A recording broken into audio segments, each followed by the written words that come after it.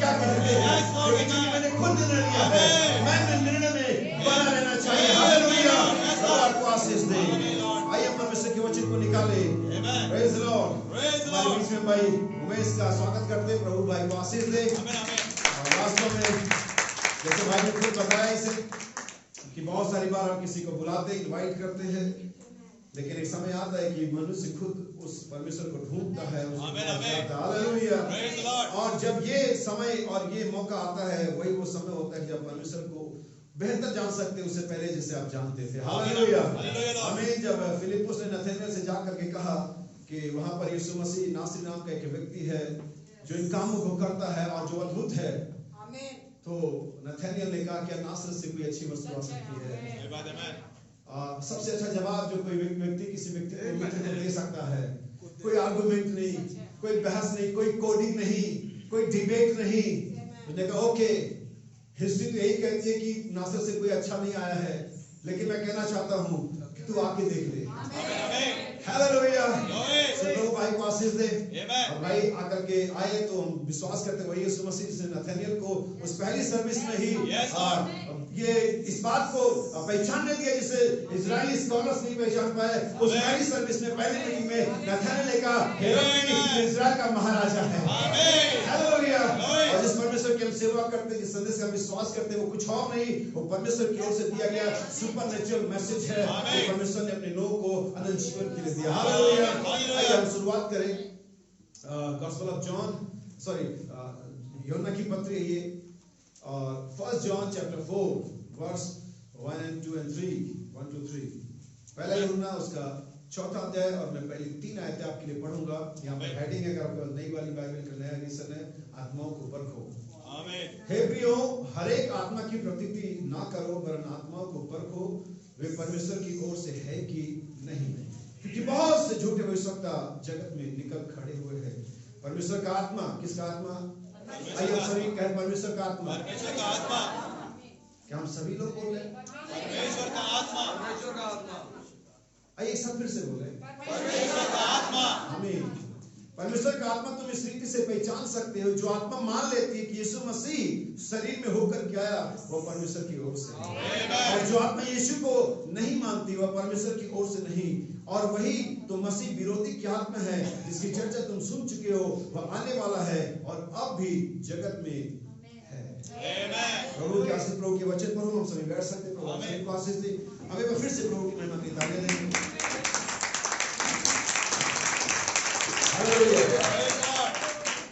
यीशु मसीह के नाम में आप सभी को जय मसीह की। प्रभु आप सभी को आशीष दे।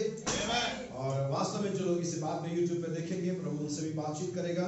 और हम विश्वास करते हैं कि परमेश्वर आज सुबह में हम सभी से बातचीत करेगा। तो जैसा कि हमने इस शीर्षक को पढ़ा, आत्माओं को पर उसी के ऊपर हम बातचीत करेंगे। लेकिन इससे पहले मैं इस विषय पे बातचीत करूं, वचन को कोट करूं और तमाम चीजों को सिखाऊं। हम चाहेंगे कि हम सभी एक अवस्था में आ जाए, एक डायमेंशन में आ जाए, एक सुर ताल में आ जाए, एक हार्मनी में आ जाए। और ये तब तक नहीं हो सकता जब तक कि आप परमेश्वर के वचन की ओर ध्यान ना दें। आमीन, आमीन। जब तक कि आप ये सोचना बंद कर दें कि आज कौन चर्च आया और कौन चर्च नहीं आया, आज फिर वो भाई नहीं आया, आज वो फिर बहन नहीं है, आज फिर ये भाई आ गया, आज फिर से हम मौसम ठंडा वगैरह, इन चीजों को भुला देंगे थोड़ी देर के लिए। तभी आप परमेश्वर के वचन पर ध्यान दे पाएंगे और परमेश्वर का वचन आपके हृदय में जा पाएगा। हालेलुया। प्रभु का धन्यवाद सारी बातों के लिए, आज की सुबह के लिए, आज के अच्छे मौसम के लिए और तमाम उन बातों के लिए जो प्रभु ने हमें इस दिन में दिया। हालेलुया। और इससे पहले कि मैं आगे बढ़ूं, मैं फिर से वहीं पर आना चाहूंगा ताकि आपको तैयार करूं, वो जमीन को मुलायम करा जाए, भुरभुरा किया जाए, ताकि बीज गहराई तक जा सके। हालेलुया। सब विश्वास करते हैं हमारे यीशु मसीह के पुनरुत्थान के पर्व में आए हैं, ताकि उसकी आराधना करें, ताकि उसके वचनों को सुने और उसको वो रिस्पांस दे जिसके लिए हमें परमेश्वर ने बुलाया है। क्योंकि कई बार हमारा रिस्पांस वैसा नहीं होता जैसा कि हमें देना चाहिए। याद रखिए, बाइबल के अंदर में एक शब्द है अधर्म, जिसको हम कई बार विचार के साथ जोड़ देते हैं, लेकिन दोनों शब्द अलग अलग है, इंग्लिश में भी और हिंदी में भी। विचार अलग शब्द है और अधर्म दूसरा शब्द है। कई बार हो सकता है कि हम सभी जो यहाँ बैठे हैं, बहुत सारे मसीही, बहुत सारे क्रिश्चियन, किसी भी संस्था के हो, किसी भी कम्युनिटी के हो, तो कई बार वो सारे मसीह विचार के दोषी ना हो, लेकिन ऑलमोस्ट टाइम ये हो सकता है कि वो अधर्म के दोषी हो। क्योंकि व्यभिचार का मतलब तो शारीरिक व्यभिचार से होता है, लेकिन अधर्म का मतलब एक ऐसा काम जिन्हें आप जानते थे कि करना चाहिए और आपने नहीं किया। ऐसा काम जिसे आपको चाहिए था कि करना था और आपने नहीं किया, और ऐसा काम जिसे आपको नहीं करना चाहिए था आपने उसे किया। यानी कि जानबूझ करके कुछ गलत या ऐसा किया जाना, वो किस श्रेणी में आता है, किस कैटेगरी में आता है? अधर्म की श्रेणी में। तो बहुत सारे प्रकार की इनिक्विटी है अधर्म में। एक अधर्म की बात मैं जरूर यहाँ पर कहूंगा जो रोमियो की पत्री बताई जाती है, और वहां लिखा हुआ है कि उन्होंने तो परमेश्वर को जानने पर भी परमेश्वर के योग्य बड़ाई नहीं करी। Exactly right. क्या आपको वचन चाहिए? रोमियो की पत्री पहला अध्याय के अंदर में लिखा हुआ है कि उन्होंने परमेश्वर को जानने पर भी परमेश्वर की योग्य बड़ाई नहीं करी। ये क्या है? अधर्म है। और हो सकता है कि हम में से बहुत सारे लोग व्यभिचार के दोषी ना हो। सो ऑलमोस्ट क्रिश्चियन या मैं बिलीवर, बहुत सारे लोग जो यहाँ बैठे जो ऑनलाइन देखेंगे बाद में, हो सकता है कि हम व्यभिचार के दोषी ना हो, लेकिन हो सकता है कि हम अधर्म के दोषी हो। क्योंकि परमेश्वर को जानने पर भी जब परमेश्वर की ओर बढ़ाई नहीं की जाती बाइबल के अकॉर्डिंग, ये अधर्म है। आप कल्पना करिए, आप किसी खेल मैदान में, आप क्रिकेट देखने के मैदान में, हो सकता है नहीं गया, आपने टेलीविजन पे देखा हो, अभी मैच शुरू नहीं हुआ, लेकिन अगर आप जरा वैल्यू बढ़ाइए, इतना शोर होगा कि आप क्या है, अभी खिलाड़ी खेलने के लिए आए भी नहीं है।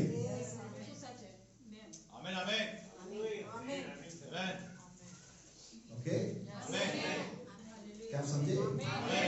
अगर आप समझे होते तो उसके रिएक्ट करते, लेकिन आपने अभी तक समझा ही नहीं। अभी तक खिलाड़ी मैदान में आए भी नहीं। आप मुश्किल से अगर आपको वो जो कमेंट्री करने वाले हैं, अगर उनके पास एक स्पेशल माइक ना हो जो बहुत ही नजदीक करके बोलते हैं, तो आप कमेंट्री सुन भी नहीं पाएंगे। क्यों ऐसा होता है? क्योंकि वो लोग वहां पर उस मैच में इन्वॉल्व होने आए हैं, सिर्फ देखने नहीं आए हैं, वो उस मैच में इन्वॉल्व हो रहे हैं। उस मैच के हर एक अप एंड डाउन के अंदर उनका एक रिएक्शन है। लेकिन तब हम जब बैठे रहते वचन प्रचार का और हमारा कोई they are not involved in message, वो मैसेज के अंदर में लिप्त ही नहीं है। वे तो किसी और ही डायमेंशन में बैठे, उनका अपना ही चल रहा होता है। लेकिन आप अभी भी इसके बाद भी लोग अच्छा बढ़िया बता रहे हैं। आप वही अधर्म के दोषी हैं जो रोमियो की पत्री के अध्याय में लिखा हुआ है। क्योंकि परमेश्वर को जानने पर भी परमेश्वर की बड़ाई नहीं करी। याद रखिए मेरे भाई, जो उपकार परमेश्वर ने हम पर आप पर किए हैं, जिस बड़े अनुग्रह से हमें और आपको बचाया गया, जिस यीशु मसीह को मैं और आप जानते हैं, जिस प्रकार से हम वर्शिप कर रहे हैं, ये बिल्कुल सही नहीं है, ये इनफ नहीं है, ये उतना नहीं जितना कि हमें करना चाहिए।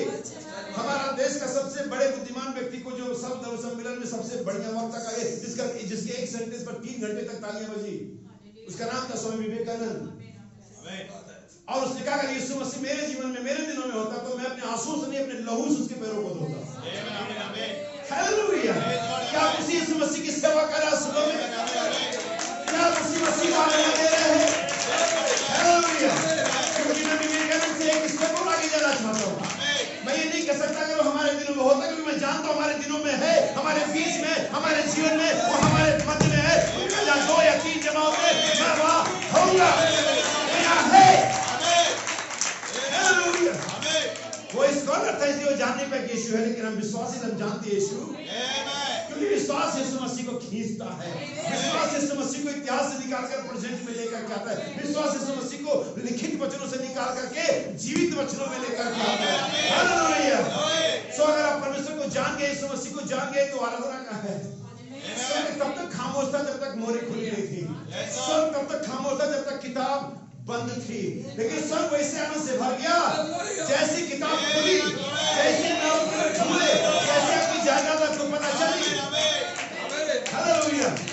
जब किसी का बाप टाइटल डीड लिख के जाता है, वसीयत लिख के आता है, तभी मर जाता है। उसके मरने तक तो टाइटल डीड वसीयत नामक तिजोरी में रहती है, वकील के पास रहती है, बैंक के लॉकर में रहती है। लेकिन जैसे मर जाता है वो टाइटल डीड को निकालता है, उसको क्या करता है? कई बार और सारे डॉक्यूमेंट्स किधर है, वो सारे LIC के पेपर किधर है, वो सारे NFC के पेपर किधर है, वो जमीनों की, वो बार-बार से पढ़ता है। कुछ भी भूलना नहीं है मुझे, हर एक चीज जो इसमें है वो मुझे चाहिए। और ये आपकी टाइटल डीड है, ये वसीयतनामा है, और बहुत सारे क्रिश्चियन इसे पढ़ते ही नहीं है और कहते हैं परमेश्वर की संपत्ति मेरी है। तुमको पहले पता भी है कि संपत्ति क्या है, क्योंकि तुम तो कभी टाइटल डीड को पढ़ते ही नहीं। 7 सील की किताब अभी 3 हमारे पास थी, अभी भी 2 यहाँ सड़ रही है। 3 थी, अभी एक चली गई है, 2 अभी भी सड़ रही है। यहाँ बैठे बहुत सारे ऐसे लोग जिनके घर में सेवनशील किताब नहीं होगी, 2 यहाँ सड़ रही है। हालेलुया। क्यों? टाइटन कौन पढ़े? हमें क्या मतलब है? आप जान लो कि आप अपना टाइम और अपना पैसा बर्बाद कर रहे हो। इससे फायदा मुझे तो है, आपको नहीं है। इसके बावजूद मैं बता रहा हूं आपको। हालेलुया। याद रखिए, वो वसीयतनामा को पढ़ना ही है। और जब आप मैच देखने वालों को देखते कि वो इन्वॉल्व रहते, चाहे टीम हारे और चाहे जीते, हालेलुया, वो शोर शराबा वहां हर समय चलता रहता है। क्यों? क्योंकि उसमें इन्वॉल्व होने के लिए गए हैं। तब वे लोग जो मसीह के देह के सदस्य कहलाते, मसीही कहलाते, परमेश्वर के भवन में आते। क्या करने आप आए? सुबह आप घर से निकले, अगर आपसे कॉमन सवाल पूछो, आप क्या करने यहाँ पर आए? कोई भी बताओ मुझे, क्या करने आप यहाँ पर? तो करें। तो आप जो करने आए वो करें। और सिर्फ गीतों के साथ गाना आराधना नहीं होता है। वास्तव में तो एक म्यूजिक की थाप होती है जिस पर आप थोड़ा सा पढ़ना, लेकिन असली आराधना तब होती है जब वचन पर गाया जाता है, जब नाम आपका पुकारा जाता है, जब वचनों के पाँव में ठीक करता है, तब आराधना होती है। अय्यूब ने किसी दिन प्रचार करे, अय्यूब ने कहा मुझे अपने आप से घृणा आती है। कब ऐसा हुआ? जब परमेश्वर ने उसके ऊपर रिवील किया।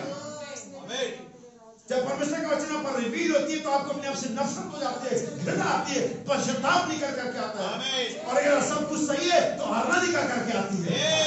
कहती है कोई बीमार है तो प्रार्थना करे, अगर कोई आनंदित है तो क्या करे? आइए, किसी एक में आपको होना है। आप न्यूटन पिलातुस नहीं हो सकते कि मैं किधर भी नहीं हूं।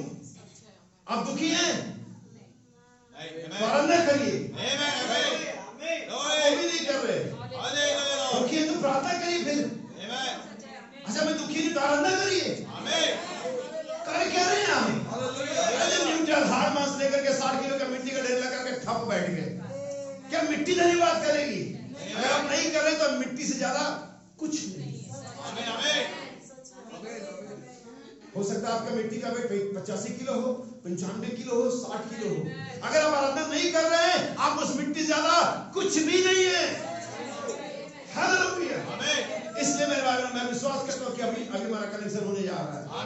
अभी हम नेटवर्किंग टावर से जुड़े जाए ताकि चीजें सर्कुलेट होती रहे, बातचीत होती रहे। हालेलुया। मुझे आपसे बात नहीं करना, आपको मुझसे, मैं परमेश्वर के वचन को प्रचार करूं, आपको खुदा से कहना तो है।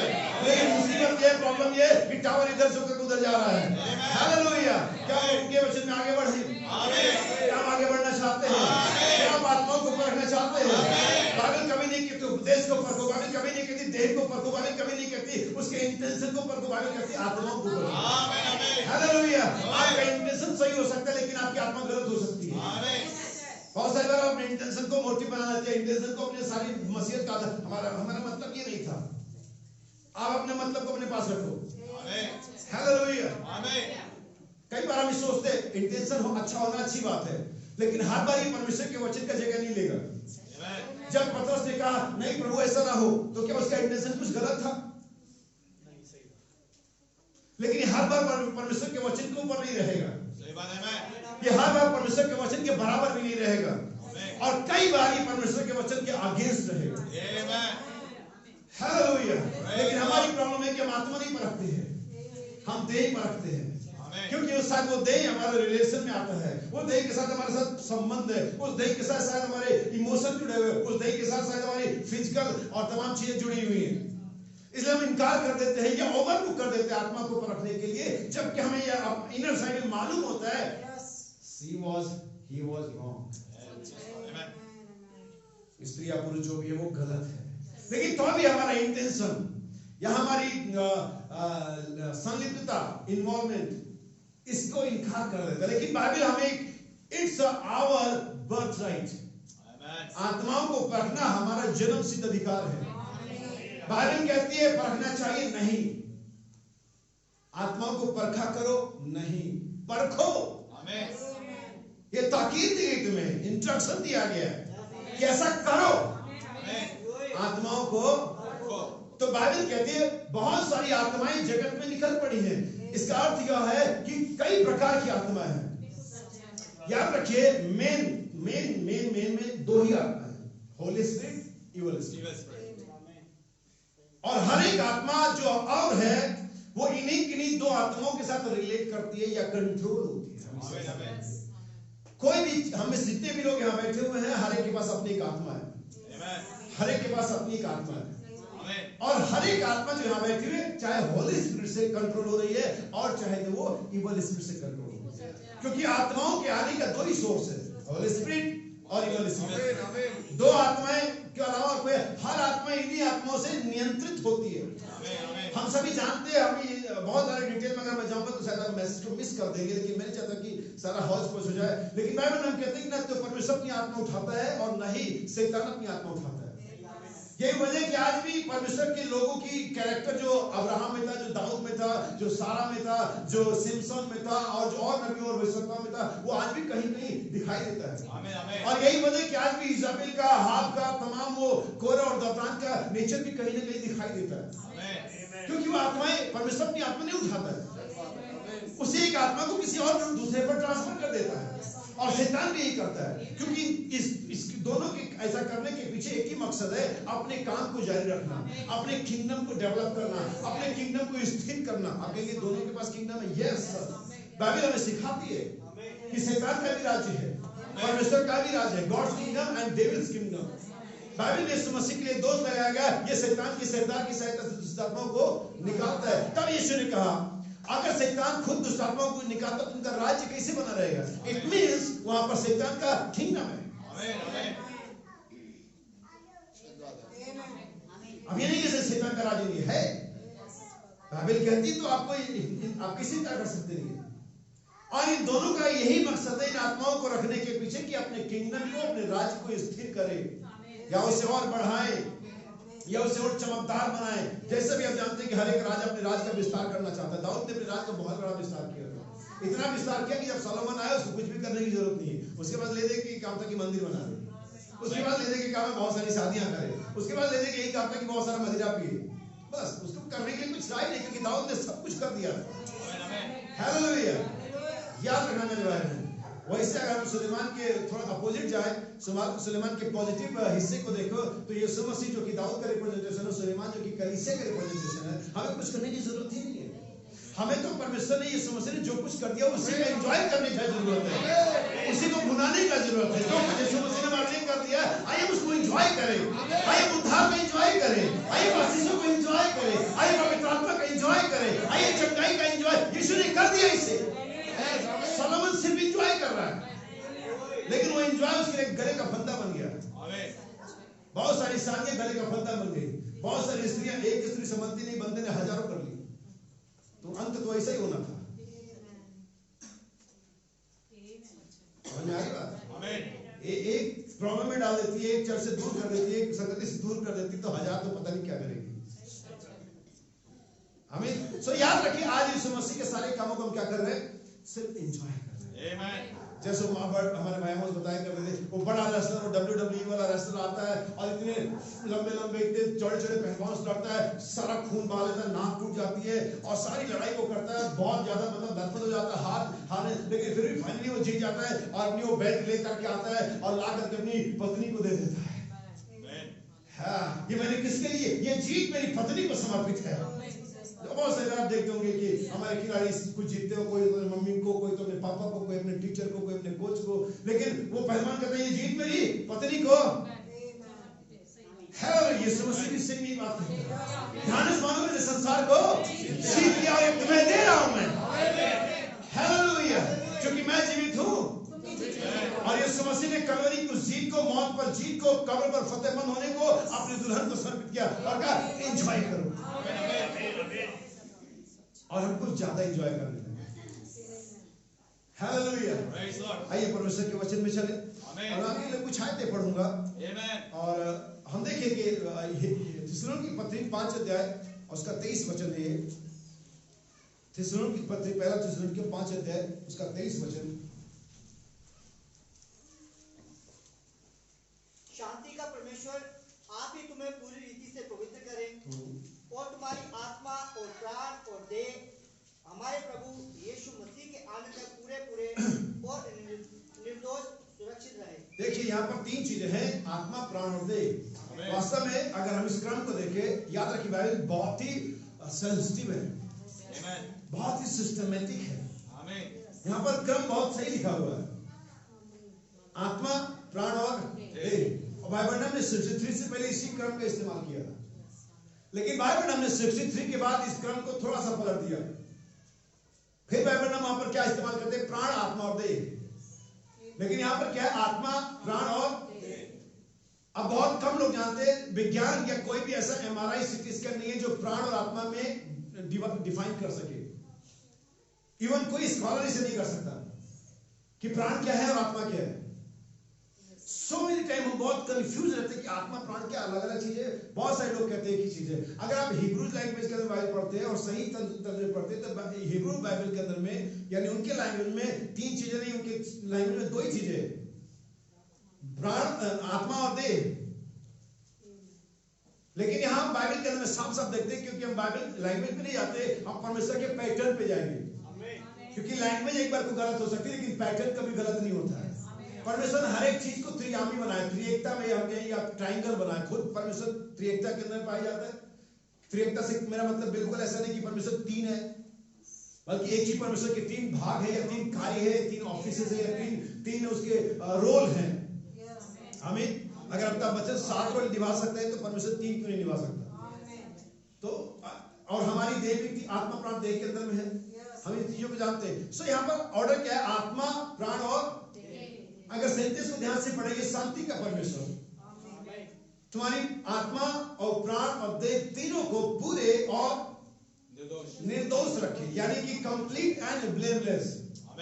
परमेश्वर का पहला मकसद यह है अपनी कलीसिया के लिए। परमेश्वर यहाँ पर पौलुस ये प्रार्थना नहीं करता कि परमेश्वर तुम्हारे खेत खलिहानों को, परमेश्वर तुम्हारी गाड़ियों को, परमेश्वर तुम्हारे घर को, परमेश्वर तुम्हारे बच्चों को, परमेश्वर तुम्हारी फिजिकल और तमाम मटेरियल चीजों को ऐसे संभाले या उनको ग्रोथ करे या उनमें आशीष नहीं, मतलब नहीं उसको। यीशु मसीह का क्या खाएंगे क्या पहनेंगे मत करो चिंता, वो मैं दे दूंगा। क्योंकि नहीं जाती, इसी की खोज में रहती है, उसी में मर जाती है। उनका शुरुआत खाने पीने पहनने से होता है, उनका अंत में हो जाता है। लेकिन तुम इसकी चिंता मत करो, तुम खाने पीने पहनने के मात्र ह्यूमन नहीं हो। तुम्हें इससे बढ़कर के जिम्मेदारी है, तुम्हारे अंदर में इससे बढ़कर के भूख होनी चाहिए। पवित्र आत्मा की चिंता करो, अपने आत्मा की चिंता करो, अपने प्राण के विषय में चौकस रहो। हालेलुया। सो यहाँ पर पौलुस कहते हैं मेरी प्रार्थना की शांति का परमेश्वर तुम्हारे आत्मा, प्राण और देह तीनों को क्या करे? सुरक्षित और निर्दोष रखे।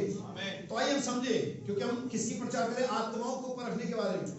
यही मेरा विषय, आत्माओं को, क्योंकि बहुत सारी आत्माएं जगत में निकल चुकी हैं और मसीह विरोधी की आत्मा अभी भी काम करता है। अब मसीह विरोधी क्या है? बाइबल कहती है जो आत्मा मान लेती है कि यीशु मसीह शरीर में होकर क्या है? परमेश्वर नहीं, वचन नहीं।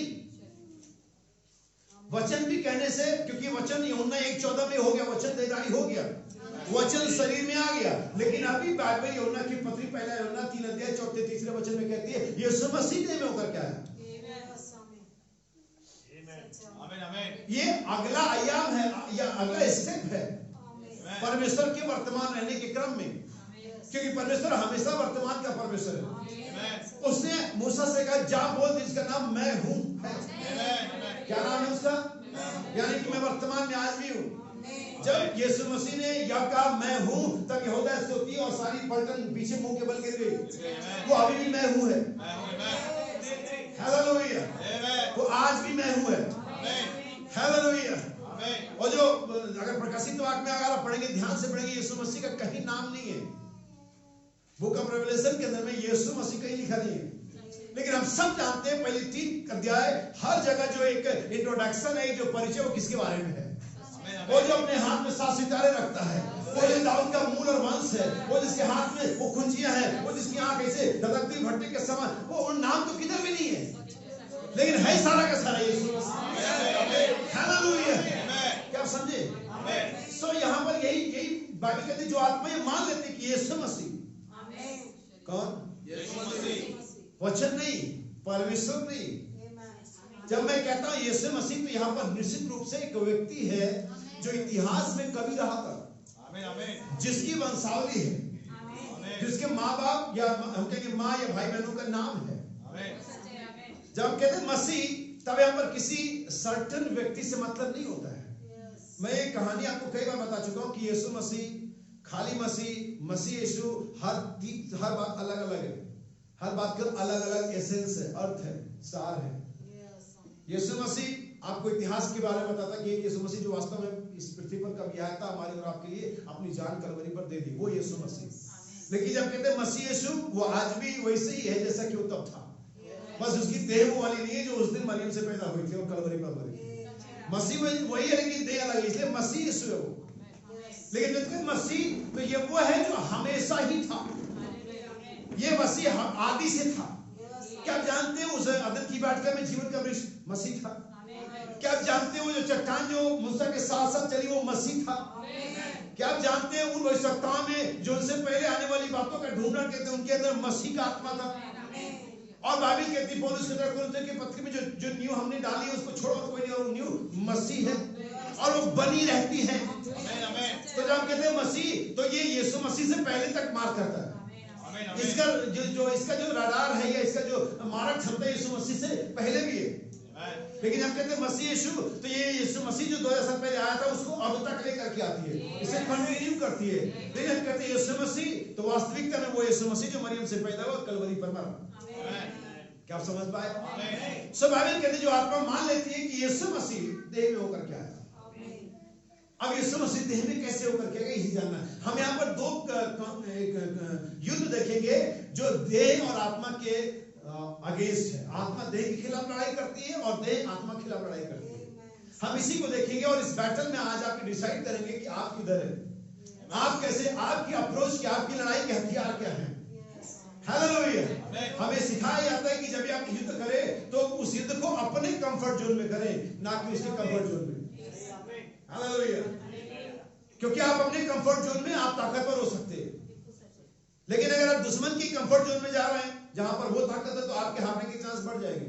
तो उकाब जब मछली को पकड़ता है पानी में से या सांप को जमीन से उठाता है, तो सबसे पहले वो उसे अर्थ से डिस्कनेक्ट करता है, क्योंकि वो सांप या वो मछली पानी में रहते हुए बहुत, अगर आपने कभी फिशिंग करी है, कांटे से मछली निकाली है, तो अभी 100 ग्राम की मछली जब मैं निकालते हैं, हम बड़ी आ गई इस बार, जब वो पानी का से निकाल तब बड़ी आ गई, लेकिन जैसे तो छोटी सी है।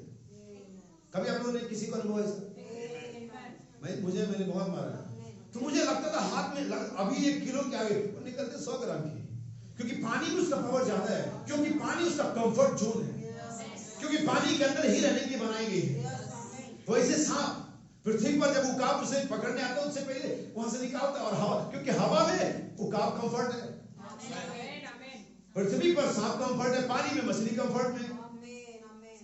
और शैतान पहले क्या करता है जब तुमसे लड़ाई को लेकर के आता है, तुमको वचन से अलग करता है, तुमको संगति से, कलीसिया की प्रार्थना से, कलीसिया की संगति से, भाईचारे से अलग करता है। मुझको मालूम है इसमें तो एक कंफर्ट रहेगा, इसमें तो इसके लिए लोग सजेशन देंगे, इसमें तो उसको समझाएंगे, इसके लिए तो दुआ की जाएगी, इसको पहले इसको कंफर्ट से निकालो, तभी मैं इसको मार सकता हूँ। और निरा बुद्धि इंसान कहता है ओके, मुझे वचन मालूम है, मैं तो लड़ लूंगा, तुम पहले हारे, तुम लड़ोगे क्या? वचन से लड़ोगे, तुम पहले हार चुके हो, और तुम्हारा माइंड कहता तुम जीते हुए, तुम्हारा माइंड कहता तुम लड़ाई लड़ रहे हो। पहली बार नबी कहता पता चली कि रैप्चर हो भी गया। क्या आप समझ पा रहे हैं? तो ये जो आत्मा मान लेती कि यीशु मसीह देह में होकर के आओ परमेश्वर की ओर से, जो आत्मा मान लेती है कि यीशु मसीह आज भी अपने उस कलीसिया के अंदर में चल और फिर रहा है, जिसको उसने लहू से मोल लिया है। अच्छा मुझे बताओ, अगर उसको चलना फिरना नहीं था तो लहू गाय को बहा दिया? अगर इस कलीसिया के अंदर उसे जीवित नहीं रहना था तो उसने लहू क्यों बहा दिया? अगर इस कलीसिया का कोई हमारे देहों का कोई अर्थ नहीं था तो यीशु मसीह ने कोड़े क्यों खा लिए?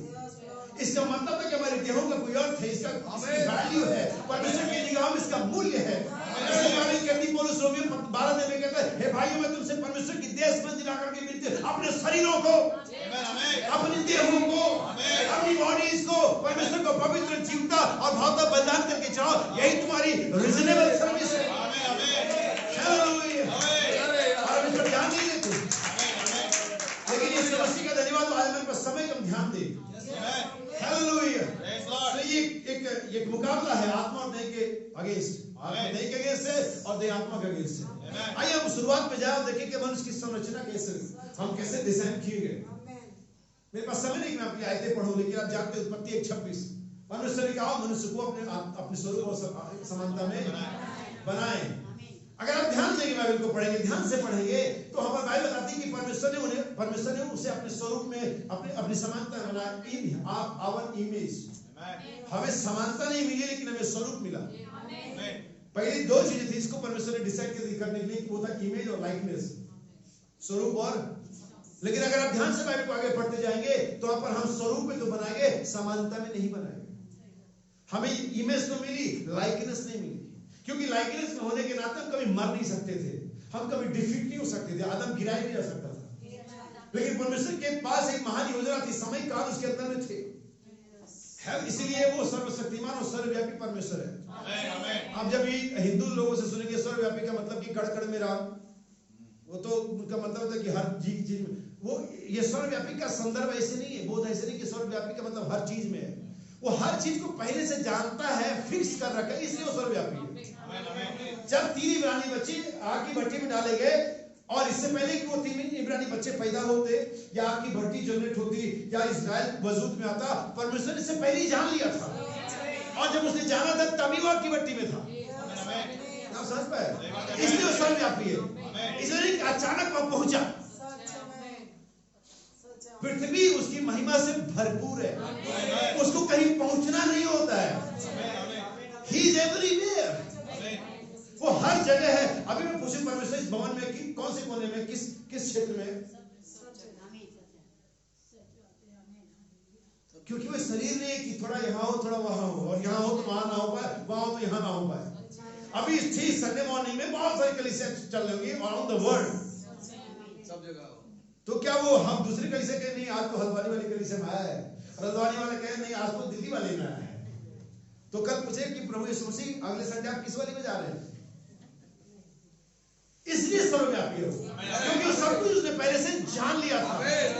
हमें जब तू समुद्र में होकर के जाएगा मैं तेरे साथ रहूंगा। वो समुद्र की लहरों पर, दाऊद ने सामने 139 में कहा समुद्र की लहरों पर है वो, प्रकाश की तरंगों पर है वो कहां नहीं है, हर एक जगह उसकी उपस्थिति से भरपूर है, क्योंकि सर्वव्यापी सर्वज्ञानी परमेश्वर है, सर्वशक्तिमान। हालेलुया। इसलिए हमारी समानता में नहीं मिली। ध्यान दीजिए, जब उसने आदम को बनाया उन्हें आशीष दी, उन्हें आशीष किस फॉर्म में मिली? वो किस फॉर्म में पृथ्वी पर अधिकारी थे? इन अ स्पिरिट फॉर्म, देह में नहीं। जब उनको बना उन्हें आशीष दी, कहा फूलो और फलो और पृथ्वी पर और इसे अपने वश में कर लो। ये कौन सा फॉर्म था, कौन सा रूप था? जब वो आत्मा बनाए गए थे। और यहीं पर आप आत्मा में जब यही जहां पर आपको बनाना चाहता हूं, यहीं पर आप अधिकारी है, शरीर में नहीं। क्योंकि मृत्यु आने के बाद, पाप आने के बाद हमारी शरीर, हमारी देह किसी और के अथॉरिटी में चली गई है, किसी और के अधिकार में चली गई है। और वो अधिकार किसके पास है? शैतान के पास है। काश कि आप इन चीजों को समझे। परमेश्वर हमें एक सही मार्गदर्शन, एक सही क्रम दे। और ये शरीर हमारी कहां चले गया? शैतान के अधिकार में चला गया। ये मृत्यु का विषय बन गया। ये श्रापित है, हमने पिछले सप्ताह देखा था, भूमि तेरे कारण श्रापित है, हम वो सब नहीं देखने जा रहे हैं, लेकिन मैं आपको फर्क दिखाने जा रहा हूं। इसलिए जब यीशु मसीह दुनिया में आया, उससे पहले हर एक नबी, हर एक भविष्यवक्ता जिसने भी कभी किसी को देखा सुना, उसकी देह की क्रियाओं, उसकी देह की हरकतों, उसके विचारों और जो कुछ वो कर रहा था उसके हिसाब से उसके साथ डील किया। लेकिन जब यीशु मसीह आया, उसने कभी भी मनुष्य, जो भी मनुष्य के साथ मिले, चाहे अच्छे चाहे बुरे, फरीसी, शास्त्री या चोर या व्यभिचारी, उनके शरीर के साथ डील नहीं किया यीशु मसीह ने। एक सिंगल टाइम हम नहीं दिखा सकते कि यीशु मसीह ने उनके शारीरिक अवस्था के अनुसार से बातचीत करी, एक भी जगह नहीं। फरीसियों से उनकी शारीरिक अवस्था के अनुसार अगर बात करता तो बड़े हम्बली बात करना चाहिए था उसे। अब यीशु मसीह की बात करने का पैटर्न देखें, पापियों से तो बड़े नम्रता से बातें कर लो, जा बेटी तेरे पाप, कहता है व्यभिचारी जिसका वीडियो क्लिप के साथ आई हुई, किसी ने मारा नहीं, किसी ने नहीं दिया, नहीं तुम्हें भी नहीं दे रहा बेटी, जा तेरे पाप। शहर की सबसे बड़ी वेश्या में कह रहा तेरे पाप। मैं सुन रहा हूं ऐसे कह रहा मेरे पीछे आ जा, छोड़े सब बेकार की बात। मतलब उन व्यभिचारियों से, पापियों से, नॉर्मल लोगों से बड़े प्यार से, बड़े हम्बली बात कर रहा है। जानते हैं विचारी है, जानते हैं चोरी है, जानते हैं ये पत्थर सही है, जानते हैं ये मत्ती ऐसा ही है, जानता हूं चकरिया सही है, फिर भी बड़े नम्रता से बात कर। लेकिन जरा scholar, Bible reader, PhD holder, फरीसी में so and so, father D'Costa, hallelujah, क्या कब रहे हो? तो ऐसा अपोजिट क्यों कर रहा है यीशु मसीह? क्योंकि आत्मा से कनेक्ट कर रहा है, न कि शरीर से। और हमारी प्रॉब्लम ये है, हम हमेशा शरीर से कनेक्ट करते हैं, हम शरीर के साथ अप्रोच करते हैं। लेकिन मेरे भाइयों बहनों, आइए मैं आपके लिए एक बाइबल की आयत पढ़ूं। ओ परमेश्वर दया करे, हालेलुया, आमीन। पहला कुलस्सियों की पत्री, सॉरी मैं बताता हूं, मैंने इसे लिखा हुआ है। दूसरा कुरिन्थियों 5 उसका 16। हो सकता है ये ना हो, लेकिन फिर भी हम कोशिश करते हैं। दूसरा कुरिन्थियों 5 का 16। अब से हम किसी को हाँ शरीर के अनुसार ना समझेंगे। अब से हम, अब हो सकता है आज तक, आज क्या 6 फरवरी 2022, मैं आज ये बात कह सकता हूँ। और उसके लिए अब से जो भी उसका समय रहा होगा, मुझे नहीं मालूम कौन सी दिन तारीख है, क्या माहौल था कलीसिया में, मुझे नहीं मालूम, लेकिन आज मुझे मालूम है मेरे चर्च का। अब से फरवरी 6 2022, अब से कितने तैयार है? आइए सुने, पढ़े। अब से हम किसी को शरीर के अनुसार ना समझेंगे, यद्यपि हमने मसीह को भी शरीर के अनुसार जाना था। हालांकि बात ऐसी कि हमने मसीह को भी शरीर के अनुसार जाना था, पर तो भी अब से नहीं जानेंगे। अच्छा या बुरा? यहाँ ये नहीं लिखा कि अच्छाई में, सिर्फ बुराई में भी। मैं भी हो, मेरी वाइफ हो, मेरे बच्चे, मेरे रिलेटिव हो, अगर वो गलत आत्मा के साथ है, वो गलत ही है। और ऐसे ही अच्छा में भी है, और ऐसे ही बुरा में भी है। दोनों है, नेगेटिव पॉजिटिव दोनों रिलम में है। अब तक हमने लोगों को सही के अनुसार समझा, लेकिन अब नहीं समझेंगे। इसलिए मेरी बाइबल, अगर मैं इस बात को यूहन्ना की पत्री में जोड़ दूं, तो मुझे नहीं लगता कि कोई गलत होगा। आत्माओं को परखो, शरीर को नहीं। आप देख पा रहे हैं, ये बाइबल इतनी सिंपल है, इतनी सिंपल प्रचारक इसे कहता है। ये तो बहुत ही ज्यादा उलझी हुई किताब है, अगर अपवित्र आत्मा से ना सुलझाए। इतनी उलझी किताब है कि बेटी की किताब बाद में आती, बाप की किताब बाद में आती, बेटी की पहले आ जाती है। जैसे और आमोस की बात कर लो। अच्छा, ये 4 सुसमाचार लिखने की क्या जरूरत थी? यीशु मसीह की बायोग्राफी, यीशु मसीह का जीवन क्रम एक सुसमाचार में क्या हो नहीं जाता? हो जाता, कोई दिक्कत नहीं है। कोई नहीं पूछता कि आपने 4 बार क्यों नहीं लिखा। मैं जैसा बताता हूँ कि जो एक बार लिखा गया, वो अगर वही लिखा होता तो आप वही समझ रहे होते। कोई ऑब्जेक्शन नहीं करता था कि यीशु मसीह ने 4 बार क्यों नहीं लिखवाया। लेकिन एक ही सुसमाचार को, एक ही व्यक्ति की जीवन कथा को 4 बारों, 4 जगह, 4 अलग अलग लोगों द्वारा क्यों लिखी गई? किसी बात को जब बार बार कहते तब याद होती है। बाइबल में कई ऐसी बातें जो बार बार रिपीट की गई है, बार बार रिपीट गई है। और उसके अंदर मैं तुमसे कहता हूं, प्रभु में सुनो, मैं फिर कहता हूं, ताकि तुम्हें ये दिमाग में बैठ जाए। बार बार लेसन पढ़ाया जाता है ताकि तुम्हारे दिमाग में बैठ जाए। मैंने 4 जगह यीशु मसीह के सुसमाचार प्रचार किए गए। इसलिए पौलुस यहाँ पहले 2 कुरिन्थियों 5:16 में कहता है, अब तक अगर हमने शरीर को समझ जाना, अब नहीं जानेंगे। इसलिए मैंने आदम का दृष्टांत दिया, उसकी संरचना के पहले आत्मा बनाया गया, आत्मा मुझसे आशीष मिली। अगर आप बाइबल के नए नियम के स्कॉलर हैं, आप जानते हैं बाइबल कहते हैं हमारी प्रार्थना आत्मा में होनी चाहिए, हमारा प्रचार आत्मा में होना चाहिए, हमारी आराधना आत्मा में होनी चाहिए, हमें आत्मा में चलना चाहिए, हमें आत्मा में ही सारे काम करने चाहिए, क्योंकि हम आत्मा में बनाए गए थे। मैं ये मेरी देह नहीं हूँ, मैं मेरी देह नहीं हूँ, ये मेरी आत्मा की देह है। और ये देह मुझे इसलिए मिली ताकि मेरे अंदर पाई जाए, मेरे आत्मा का कैरेक्टर प्रकट हो जाए। सो मेरी बॉडी मेरी आत्मा के कैरेक्टर का डिस्प्ले है, डेमोन्स्ट्रेशन है। आप मेरे साथ उठिएगा थोड़ी देर। बाइबल यूहन्ना 1:18 में कहती है, परमेश्वर को कभी किसी ने ओके देख भी नहीं सकती, क्योंकि परमेश्वर, यूहन्ना 4:24 के परमेश्वर। लेकिन आइए वापस फिर से 1:18 में, और बाइबल कहती है परमेश्वर कभी किसी ने, लेकिन इकलौते पुत्र ने, पुत्र कौन था? देह। वो पुत्र देह में आया था, और उस देह में जब आया तभी परमेश्वर की आत्मा के सारे गुण प्रकट हुए। उस देह में आने से पहले कभी कोई नहीं जान सकता था कि परमेश्वर पापियों को माफ भी कर सकता था। उस दिन से पहले परमेश्वर के पास एक ही तमगा था, जज। एक ही उपाधि या एक ही क्या कहेंगे उसे, एक ही जज के रूप में जाना जाता था, बस वो न्याय करता है। बड़ा क्रोधी परमेश्वर है, बड़ा न्यायी परमेश्वर है। कब तक? जब तक यीशु मसीह नहीं आया था, जब तक उस परमेश्वर की आत्मा को एक देह नहीं मिली थी। परमेश्वर के पास एक ही तमगा था, एक ही टाइटल था, जज। लेकिन एक दिन जब यीशु मसीह पृथ्वी पर आया, एक दिन देह को धारण किया, उस आत्मा से भर गया, उसने व्यभिचारी से तेरे पाप, नाउ इज अ सेवियर, अब वो उद्धारकर्ता बन गया। उसकी देह ने उसकी आत्मा को प्रकट किया कि वो सिर्फ जज ही नहीं है, वो उद्धारकर्ता भी है, वो प्रेमी भी है, वो चंगाई देने वाला भी है, वो पाप माफ करने वाला। उस देह ने प्रकट किया और उसका क्या कुछ है। हालेलुया। परमेश्वर को कभी किसी ने नहीं देखा, लेकिन इकलौते पुत्र ने जब देह में उसे प्रकट किया। और आज आपको एक साइंटिफिक, एक रीजन से भरपूर बात बताता हूँ। आप में से और मैं या कोई भी, जो लोग भी पृथ्वी पर कभी हुए, आज है, कल होंगे, उन्होंने भी कभी अपने आप को नहीं देखा। आपने नहीं देखा शीशे में, आपने शीशे में देखा। इन आंखों से कभी अपने आप को देख के बताना मुझे। अभी कोशिश करो जरा। कभी देख ही नहीं सकते, कभी किसी ने देखा ही नहीं। आप बताओ क्यों नहीं देखा? क्योंकि परमेश्वर ने अपने जैसा बनाया ना हमें। परमेश्वर को किसी ने देखा? उसने वैसे तुमको बना दिया।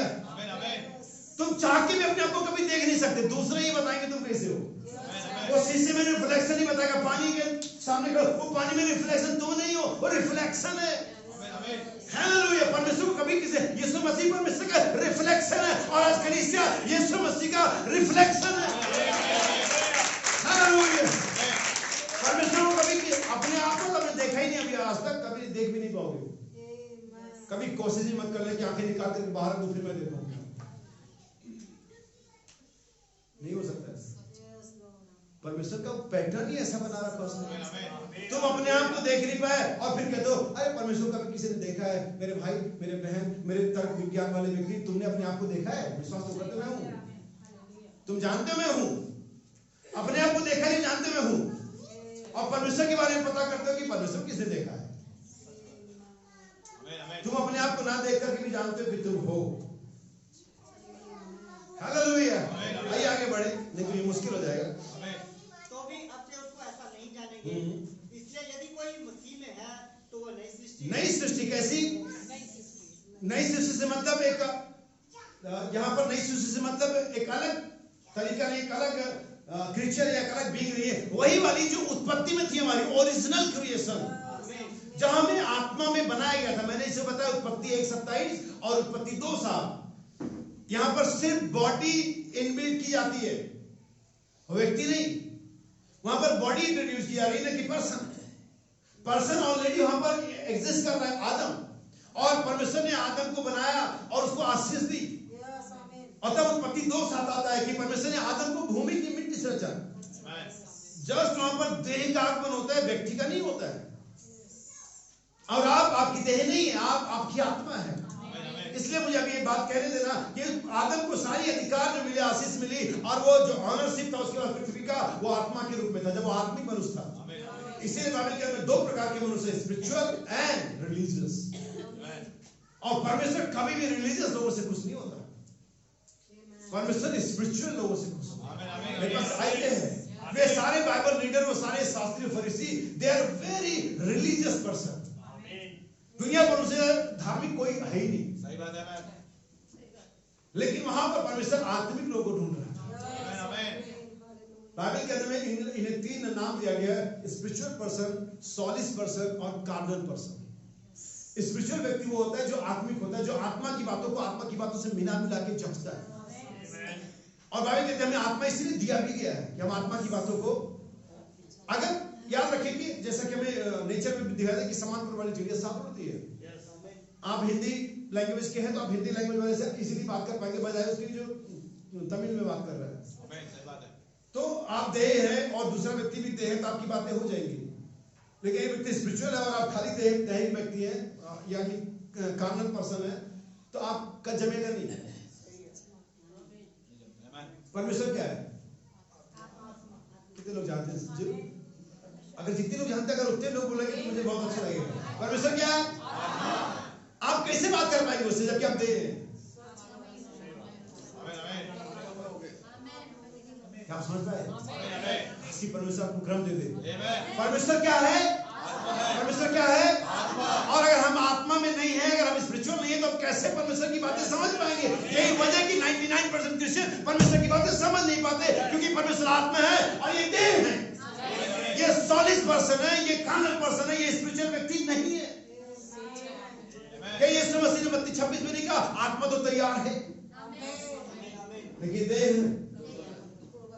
अब मुझे आपको एक आयत देने दो, जैसा कि हमने दूसरा कृत्य 5:16 पढ़ा, अब तक हमने किसी को सही समझा, लेकिन हम नहीं समझेंगे। हम आत्माओं को परखेंगे, हम देखेंगे उसके अंदर स्पिरिट कैसी है, उसका इंटेंशन क्या है, उसका मेरे साथ रिलेशन क्या है, वो चर्च के लिए कितना लाभदायक है। I don't care. हालेलुया। आइए हम पहले दूसरा कुरिन्थियों 5:16 को पहला तीमुथियुस 3:16 से मिलाएं, और आपको जान करके आश्चर्य होगा कि यीशु मसीह जब इस दुनिया में आया, हम सभी जानते हैं कि व्यवस्था मूसा की तरह पहुंची थी, लेकिन अनुग्रह और सच्चाई किसकी तरह पहुंची थी? यीशु मसीह की तरह पहुंची थी। व्यवस्था अगर हमें मसीह तक ले जाती तो यीशु मसीह को आना नहीं होता। ये व्यवस्था, ये उस आत्मिक बातों का एक्सटर्नल एक्सरसाइज था। अगर मैं आपसे कहूँ शपथ, अगर मैं आपसे कहूँ खतना, अगर मैं आपसे कहूँ बलिदान, ये सारे एक्सटर्नल बाहरी अभ्यास थे, जो शारीरिक अभ्यास थे। लेकिन यीशु मसीह ने आकर के हमें इंटरनल एक्सरसाइज दिया। यही चीजें फर्क है। क्यों यीशु मसीह ऐसा कर? क्योंकि वास्तव में हमारी पहली रचना ही ऐसी हुई थी। अब जैसे भाई डंपी यहाँ पर प्रभु आपको आशीष दे, मेरी बात को समझ लेना।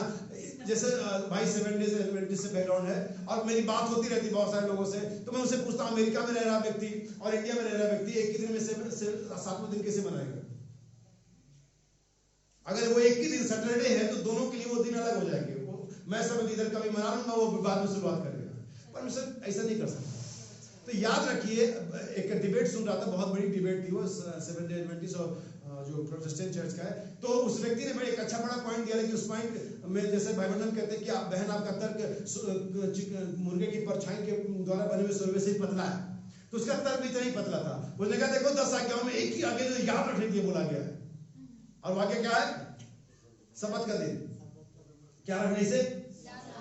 अच्छा तू बताओ, चोरी नहीं करना याद रखने के लिए क्यों नहीं बोला है? चोरी नहीं करना हर दिन के लिए ना, तो उसमें क्या रखना है? बस चोरी मत करना, कहीं मत करना, संडे मत करना, मंडे मत करना, सैटरडे मत करना, तो उसमें क्या रखना है? बस चोरी मत करना। लेकिन शब्द कभी आएगा, उसका काउंट करना पड़ेगा, दिन जोड़ना पड़ेगा शब्द का, मतलब उसको याद। तो इसमें कोई बहुत बड़ा उन 10 आज्ञाओं में 5वीं आज्ञा ये शब्द का दिन कोई बहुत बड़ी आज्ञा नहीं, उन 9 से अलग किसी से याद रखा गया, याद रखने के लिए ऐसा नहीं है। इसलिए कि नंबर ऑफ काउंटिंग है, ये काउंटिंग का मैटर, इसलिए याद रखना। परमेश्वर का शब्द अलग था और आदम का शब्द अलग था। बाइबल आपके परमेश्वर का शब्द अलग, बाइबल कहती परमेश्वर की उंगली याद रखो, परमेश्वर का विश्राम बाकी है, तुम अपना कर लो, अभी उसका बाकी है। परमेश्वर के लिए 7वां दिन था, लेकिन आदम के लिए 7वां दिन दूसरा दिन था। राइट? क्या मैं सही हूं? आदम 6ठे दिन मनाएगा ना, तो जो शब्द परमेश्वर मना रहा था 7वां दिन, वो आदम के लिए कौन सा दिन था? तो क्या हम दूसरे दिन में शब्द मना सकते? शब्द कौन से दिन आता है? 7वें दिन। और आदम तो अभी जुमा कल ही पैदा हुआ है। इसलिए आपका शब्द, मेरा शब्द, उसका शब्द, किसी का भी शब्द, अमेरिका में रहने वाले का शब्द कोई और होगा, मेरा कोई शब्द और होगा। इसलिए इसका मतलब सैटरडे नहीं, इसका नंबर काउंटिंग से 7वां दिन।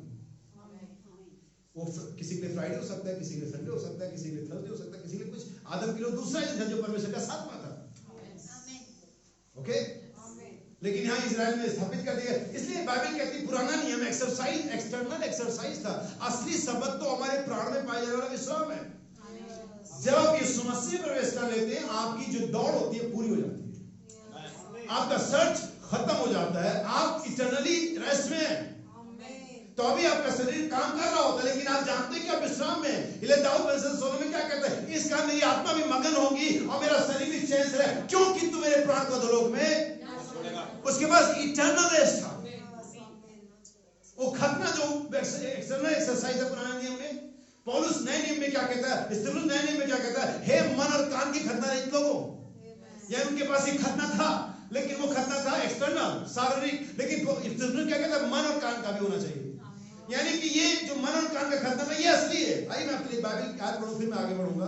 हो सकता है कि मैं क्रम खो दूं, लेकिन कोई बात नहीं। इब्रानियों की पत्री 8 अध्याय 5 वचन, कुलस्सियों की पत्री 2 अध्याय 17 वचन। अभी मैंने कोर्स नहीं पढ़े, मुझे बहुत सारे कोर्स भी पढ़ने। हाँ सुनिए, इब्रानियों 8:5, Hebrew chapter 8 verse 5। जो स्वर्ग में की हाँ वस्तुओं के प्रतिरूप हाँ और प्रतिबिंब की सेवा करते हैं।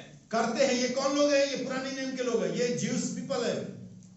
ये क्या करते हैं? स्वर्ग में की वस्तुओं की क्या करते हैं? सेवा करते हैं। ये वो वस्तुएं क्या है? शैडो, प्रतिबिंब। मैं जब मुश्किल मेरे ख्याल से 96 की बात है, मैं एक फोटोकॉपी की दुकान में काम करता था और हम फोटोकॉपी बनाया करते थे और मेरे बगल में एक जूस वाले की दुकान थी, उसके बहुत सारी रंगीन लाइट उसने लगा रखी थी। मैंने रात को एक काम किया कि 10 का नोट लिया, उन दिनों जूस मौसमी का गिलास 10 रुपये का आता था, तो मैंने एक 10 का नोट लिया, उसे दोनों तरफ फोटोकॉपी किया और उस कलरफुल लाइट में ले गया। मैंने कहा मुझे कलर करने की क्या जरूरत है, इसने खुद ही कलर लगा रखे बहुत सारे। मैंने कहा भाई ग्लास जूस। उसने अपना मेरा नोट लिया, एकदम ताज़ा ताज़ा गर्म पेपर होते, और उसने उसकी रंगीन लाइटें में उस नोट को भी रंगीन बना दिया और उसने जूस दे दिया। मैं पी के आ गया। अगले दिन मुझसे कह रहे लोग क्या तुमसे तुम्हारे यहाँ किसी ने फोटोकॉपी कराई थी? मैंने क्या चीज? 10 करोड़ यार कोई फोटोकॉपी दे गया। अब है तो सब कुछ, इसमें साइन भी ओरिजिनल है, सब कुछ एग्जैक्ट है, लेकिन चलेगा नहीं, काम नहीं करेगा। और वही प्रतिबिंब यहाँ पौलुस कह रहा है कि वो लोग जो कर रहे थे प्रतिबिंब की सेवा कर रहे थे। रेस्ट और खतना और ये और दुनिया भर की बातें, जो कुछ भी था उनके पास सिर्फ प्रतिबिंब था। लेकिन मूल वस्तु किसकी है? असली खतना हमारे पास है, असली अन्न बलि हमारे पास है, असली मेल बलि हमारे पास है, असली रेस्ट हमारे पास है। आज का इजराइल रेस्ट में है, हर दिन उन पर तलवार टंगी रहती है, हर दिन मिसाइल टंगी रहती है। कभी भी कोई गोला मिसाइल इस फिलिस्तीन से, गाजा पट्टी से और किधर से भी आ जाएगा, कोई रेस्ट है? इंतजार करो, असली आने वाला है। तो वे क्या कर रहे थे? प्रतिबिंब किस एक और रेफरेंस हर बात 2 या 3 गांव से। कुलस्सी की पति 2:17 वचन, कुलस्सी 2:17, ध्यान सुनिएगा। क्योंकि ये सब आने वाली वस्तु की क्या चीज? पीछे अगर आप उसकी 16 वचन पढ़ेंगे तो नया चांद और सबत और बड़ा दिन, ये सब वस्तुएं आने वाली वस्तुओं की क्या थी? छाया है। आने वाली कोई आ रहा है, और वो कौन आ रहा है? सुनिए, आने वाली वस्तु की छाया है। हाँ। पर मूल वस्तुएं ओरिजिनल चीजें, original friend, original service, original tabernacle, original खतना, ओरिजिनल रेस्ट, हालेलुया, मसीह का है। यहाँ पर फिर से कहूंगा, मसीह नहीं, यीशु नहीं, मसीह। वो जो कभी हमेशा से एग्जिस्ट करता था, वो जो अदन के बगीचे में था, वो जो मूसा के साथ था, वो जो जलती झाड़ी में था, वो जो उन इब्रानी बच्चों के साथ था, वो जो शेरों की मांग में था, वो जो कलवरी पर था, वो जो स्तिफनुस के साथ था, वो जो पेंटेकोस्त के दिन था, वो जो वाइब्रेंडम के साथ था, वही मसीह। हालेलुया। काश की परमेश्वर को समझ दे। मूल वस्तु किसकी है? मसीह की है। ये परमेश्वर ने वो पीछे नहीं जाना चाह रहा। आइए पढ़े तीमुथियुस की पत्री, आपने रोका था, आपको इसको कंपैरिजन करना है। दूसरा तीमुथियुस 5:16 को दूसरा तीमुथियुस 3:16 से, ध्यान से सुनिएगा, यहाँ पर महत्वपूर्ण चीज है। इसलिए मैंने क्यों ये बातें करी, क्योंकि यीशु मसीह अगर देखें तो व्यवस्था के अनुसार उसका शरीर का पालन पोषण हुआ था। 8 महीने उसका खतना हुआ, 30 साल का हुआ तभी सिनागोग में गया, क्योंकि वहां कस्टम ये था कि 30 साल से पहले लड़का जो नर होता था वो सिनागोग में नहीं जा सकता था, लेकिन 30 साल के बाद ही आ सकता। 30 साल होते ही बपतिस्मा लिया सिनागोग में। ये सारे कस्टम उसने पूरा किया शरीर के अंदर में।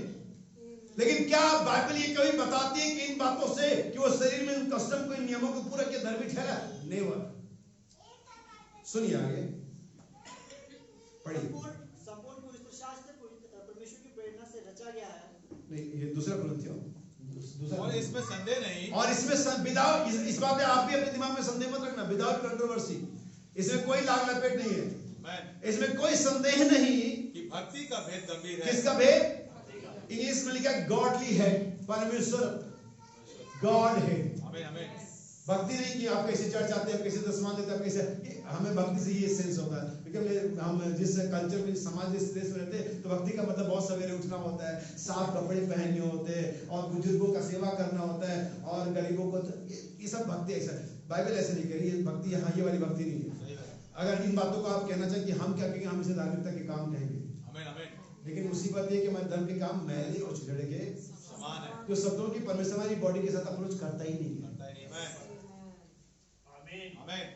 अगर वो कहता आत्माओं को ऊपर को, तो अपना खुद कितना परखता होगा, खुद कितना परखता होगा। इतना परखता है कि एक जवान व्यक्ति घुटने टेक कर उसके आता है, सैल्यूट करता है, कहता है रब्बी अनंत जीवन का अधिकारी के लिए मैं क्या करूं? उसे लगता था कुछ करने से अनंत जीवन मिल रहा है। सही बात है। अगर ये अनंत जीवन कुछ करने से मिल रहा होता ना तो हम सभी घमंड कर रहे होते। हाँ, हमने ये किया, हमें अनंत जीवन मिला। लेकिन तुम्हारे घमंड का विषय नहीं है, ये प्रार्थना धन्यवाद का विषय है कि परमेश्वर ने इसे मुझे दिया है। ये परमेश्वर का वरदान है, ये पहले से चुन लेने के अनुसार है। तो उसने घुटने के लिए, हे रब्बी अनंत जीवन के लिए मैं, उसने कहा आज्ञाओं को माना कर। मैंने कहा कौन सी, क्या 10 के अलावा कुछ और भी है? मतलब वो इसलिए ऐसा हो गया जैसे आपसे आप किसी से पूछे अनंत जीवन के लिए क्या करूं, तो वो बोले बपतिस्मा ले ले यीशु मसीह के नाम में और बाइबल का मैसेज एक्सेप्ट कर ले और चढ़ जाते रहे। इतना तो मैं कब से करो, 20-25 साल हो। उसने भी कहा कौन सी आज्ञा है? उन्होंने कहा यही कि हत्या नहीं करना, चोरी नहीं करना, अपने माता पिता का क्या करना, अपने पड़ोसी से समान प्रेम रखना और वगैरह। उन्होंने कहा अच्छा प्रभु यही 10 वाली, ये तो मैं बचपन से मानता हूँ। यानी वो व्यक्ति एक सॉलिस्ट पर्सन था, स्पिरिचुअल सॉरी रिलीजियस पर्सन था वो, और वचन के अंदर में लाइन बाय लाइन था, अप टू डेट था वचन में। यीशु मसीह मुड़ता है, उसके अंदर अब कांटेक्ट करता है उसके प्राण के साथ, आत्मा के साथ। और जब आत्मा के अंदर में झांक के देखा, उन्होंने कहा तुझ में एक बात की घटी है। इसका अर्थ यह है कि आप 99 पॉइंट सही हो सकते हो और एक बात आपको नरक पहुंचा देगी। एक बात आपको नरक पहुंचा देगी या एक बात आपको जीवन से मरहूम कर देगी। तो उसमें कितने बात की घटी थी? एक बात की। आज हम अपने आप से पूछे हमें कितने बात की घटी है। आप लिस्ट निकाल सकते हैं, आप लिस्ट बना सकते हैं अपने आप में कितनी घटिया है। उसमें कितने बात की थी? Just one. अरे छोड़ो भाई, क्या होता रहता है। अरे कुछ नहीं होता रहता है, हमने वचन को अप्लाई नहीं किया अब तक, इसीलिए सब होता रहता है।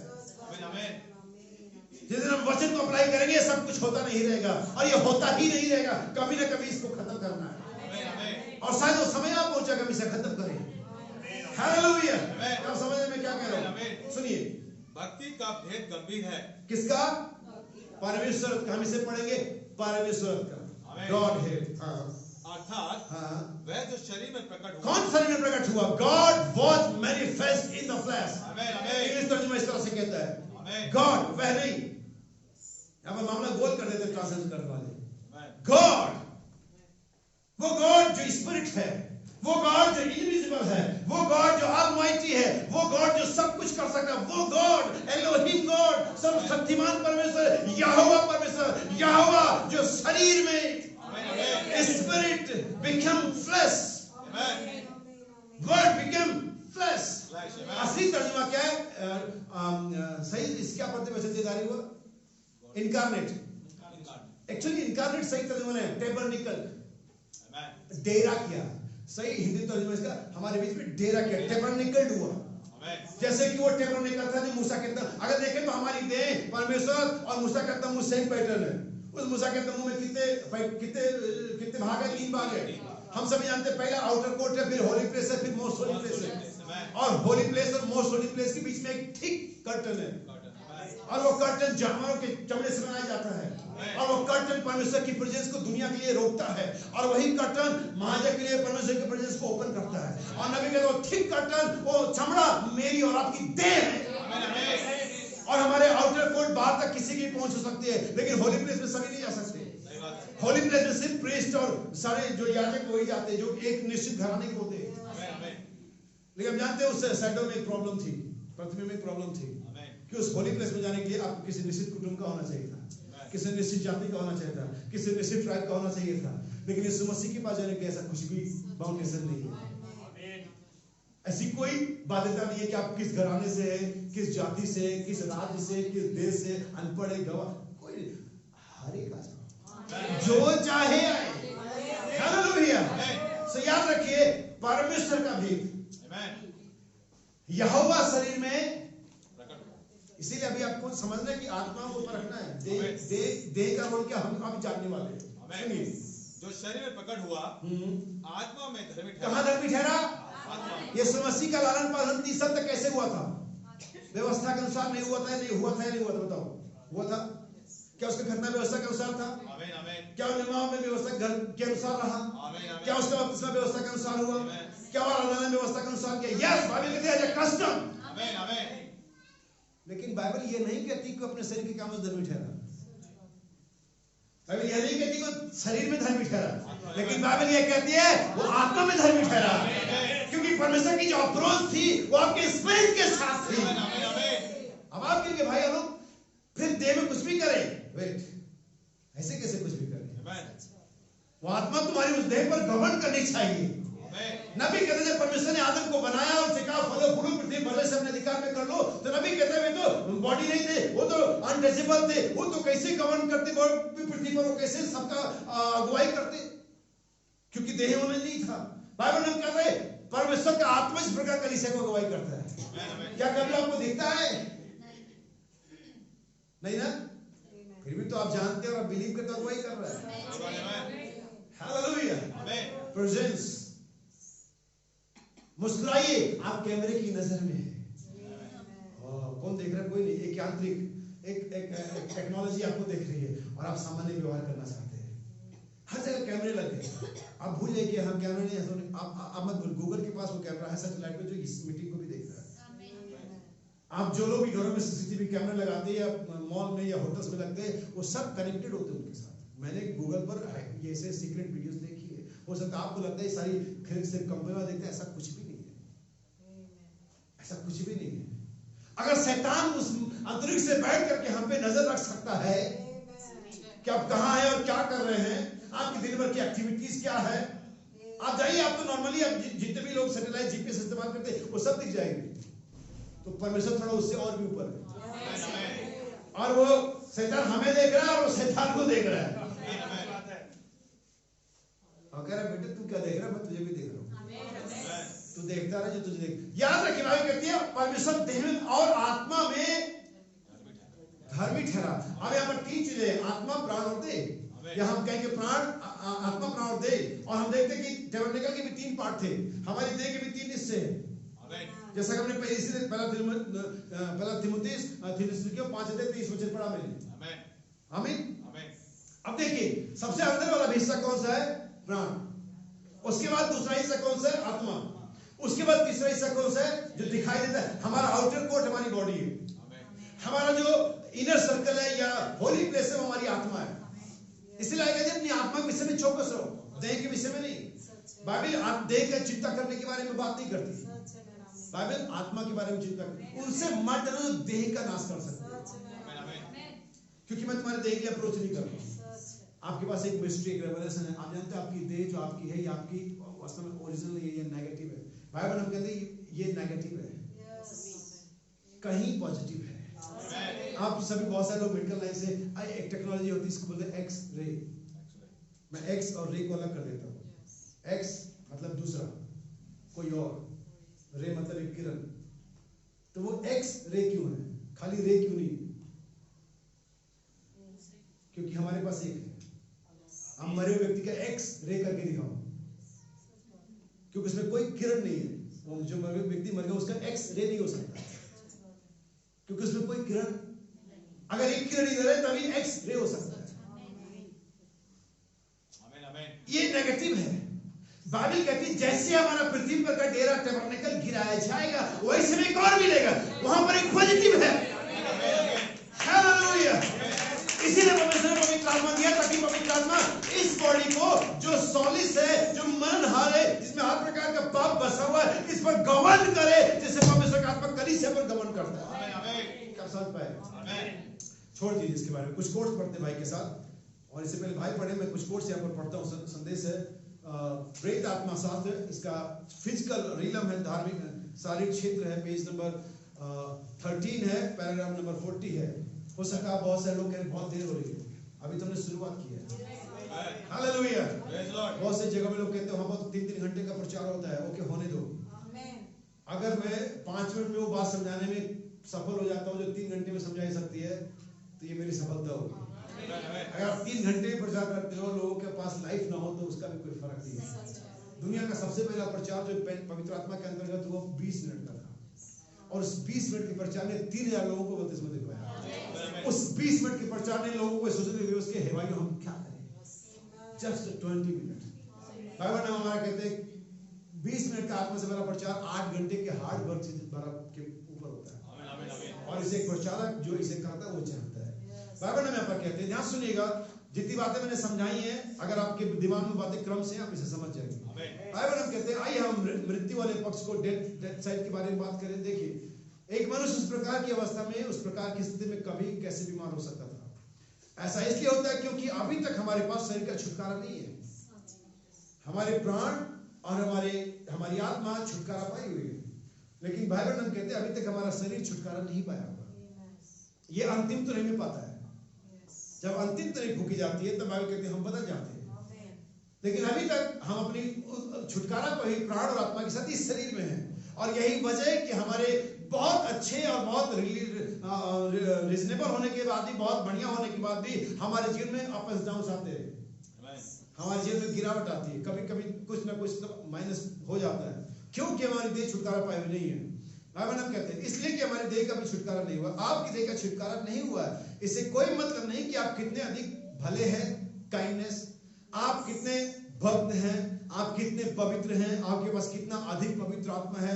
वो तो केवल आपका प्राण ही है, और आपका प्राण अभी तक पूरा नहीं है। इसके पास तो सिर्फ परमेश्वर की आशीष, परमेश्वर की प्रतिज्ञा है, जो कि हमारे उद्धार का बयाना है।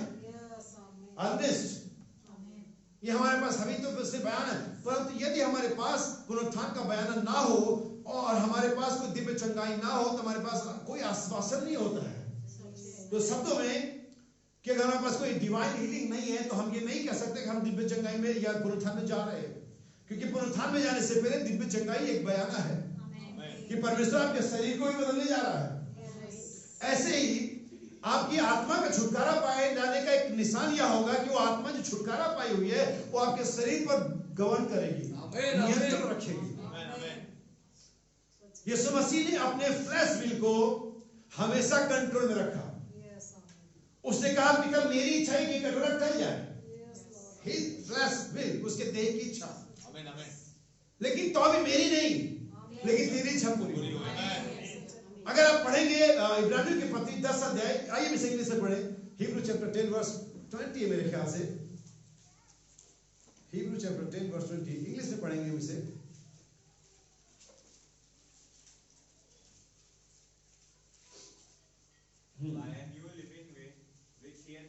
अब एक नया मार्ग हमें दिया गया है, सुनिए तेज आवाज में जरा पढ़ेंगे।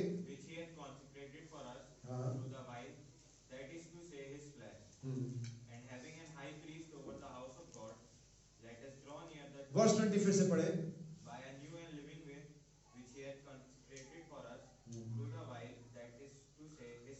और ये पर्दा जो था उसका शरीर था, समझ में आ रहा आपके? उसने हमें एक नया मार्ग हमारे लिए इंट्रोड्यूस किया। अपने शरीर अर्थात उस पर्दे अर्थात अपने शरीर में होकर के उसने क्या किया, उस नए मार्ग को क्या किया हमारे लिए। बाइबल कहती है वो अपने आप को नित्य परमेश्वर के हाथों में सौंपता था। नबी कहता है एज ए ह्यूमन उसके पास ह्यूमन राइट्स थे कि वो अपने शरीर को बदलने से रोक सकता था। नहीं मुझे प्रभु मैं नहीं, प्रभु वो विवाह कर सकता था, वो नौकरी कर सकता था, वो क्यों जाकर के परेशानी सहता।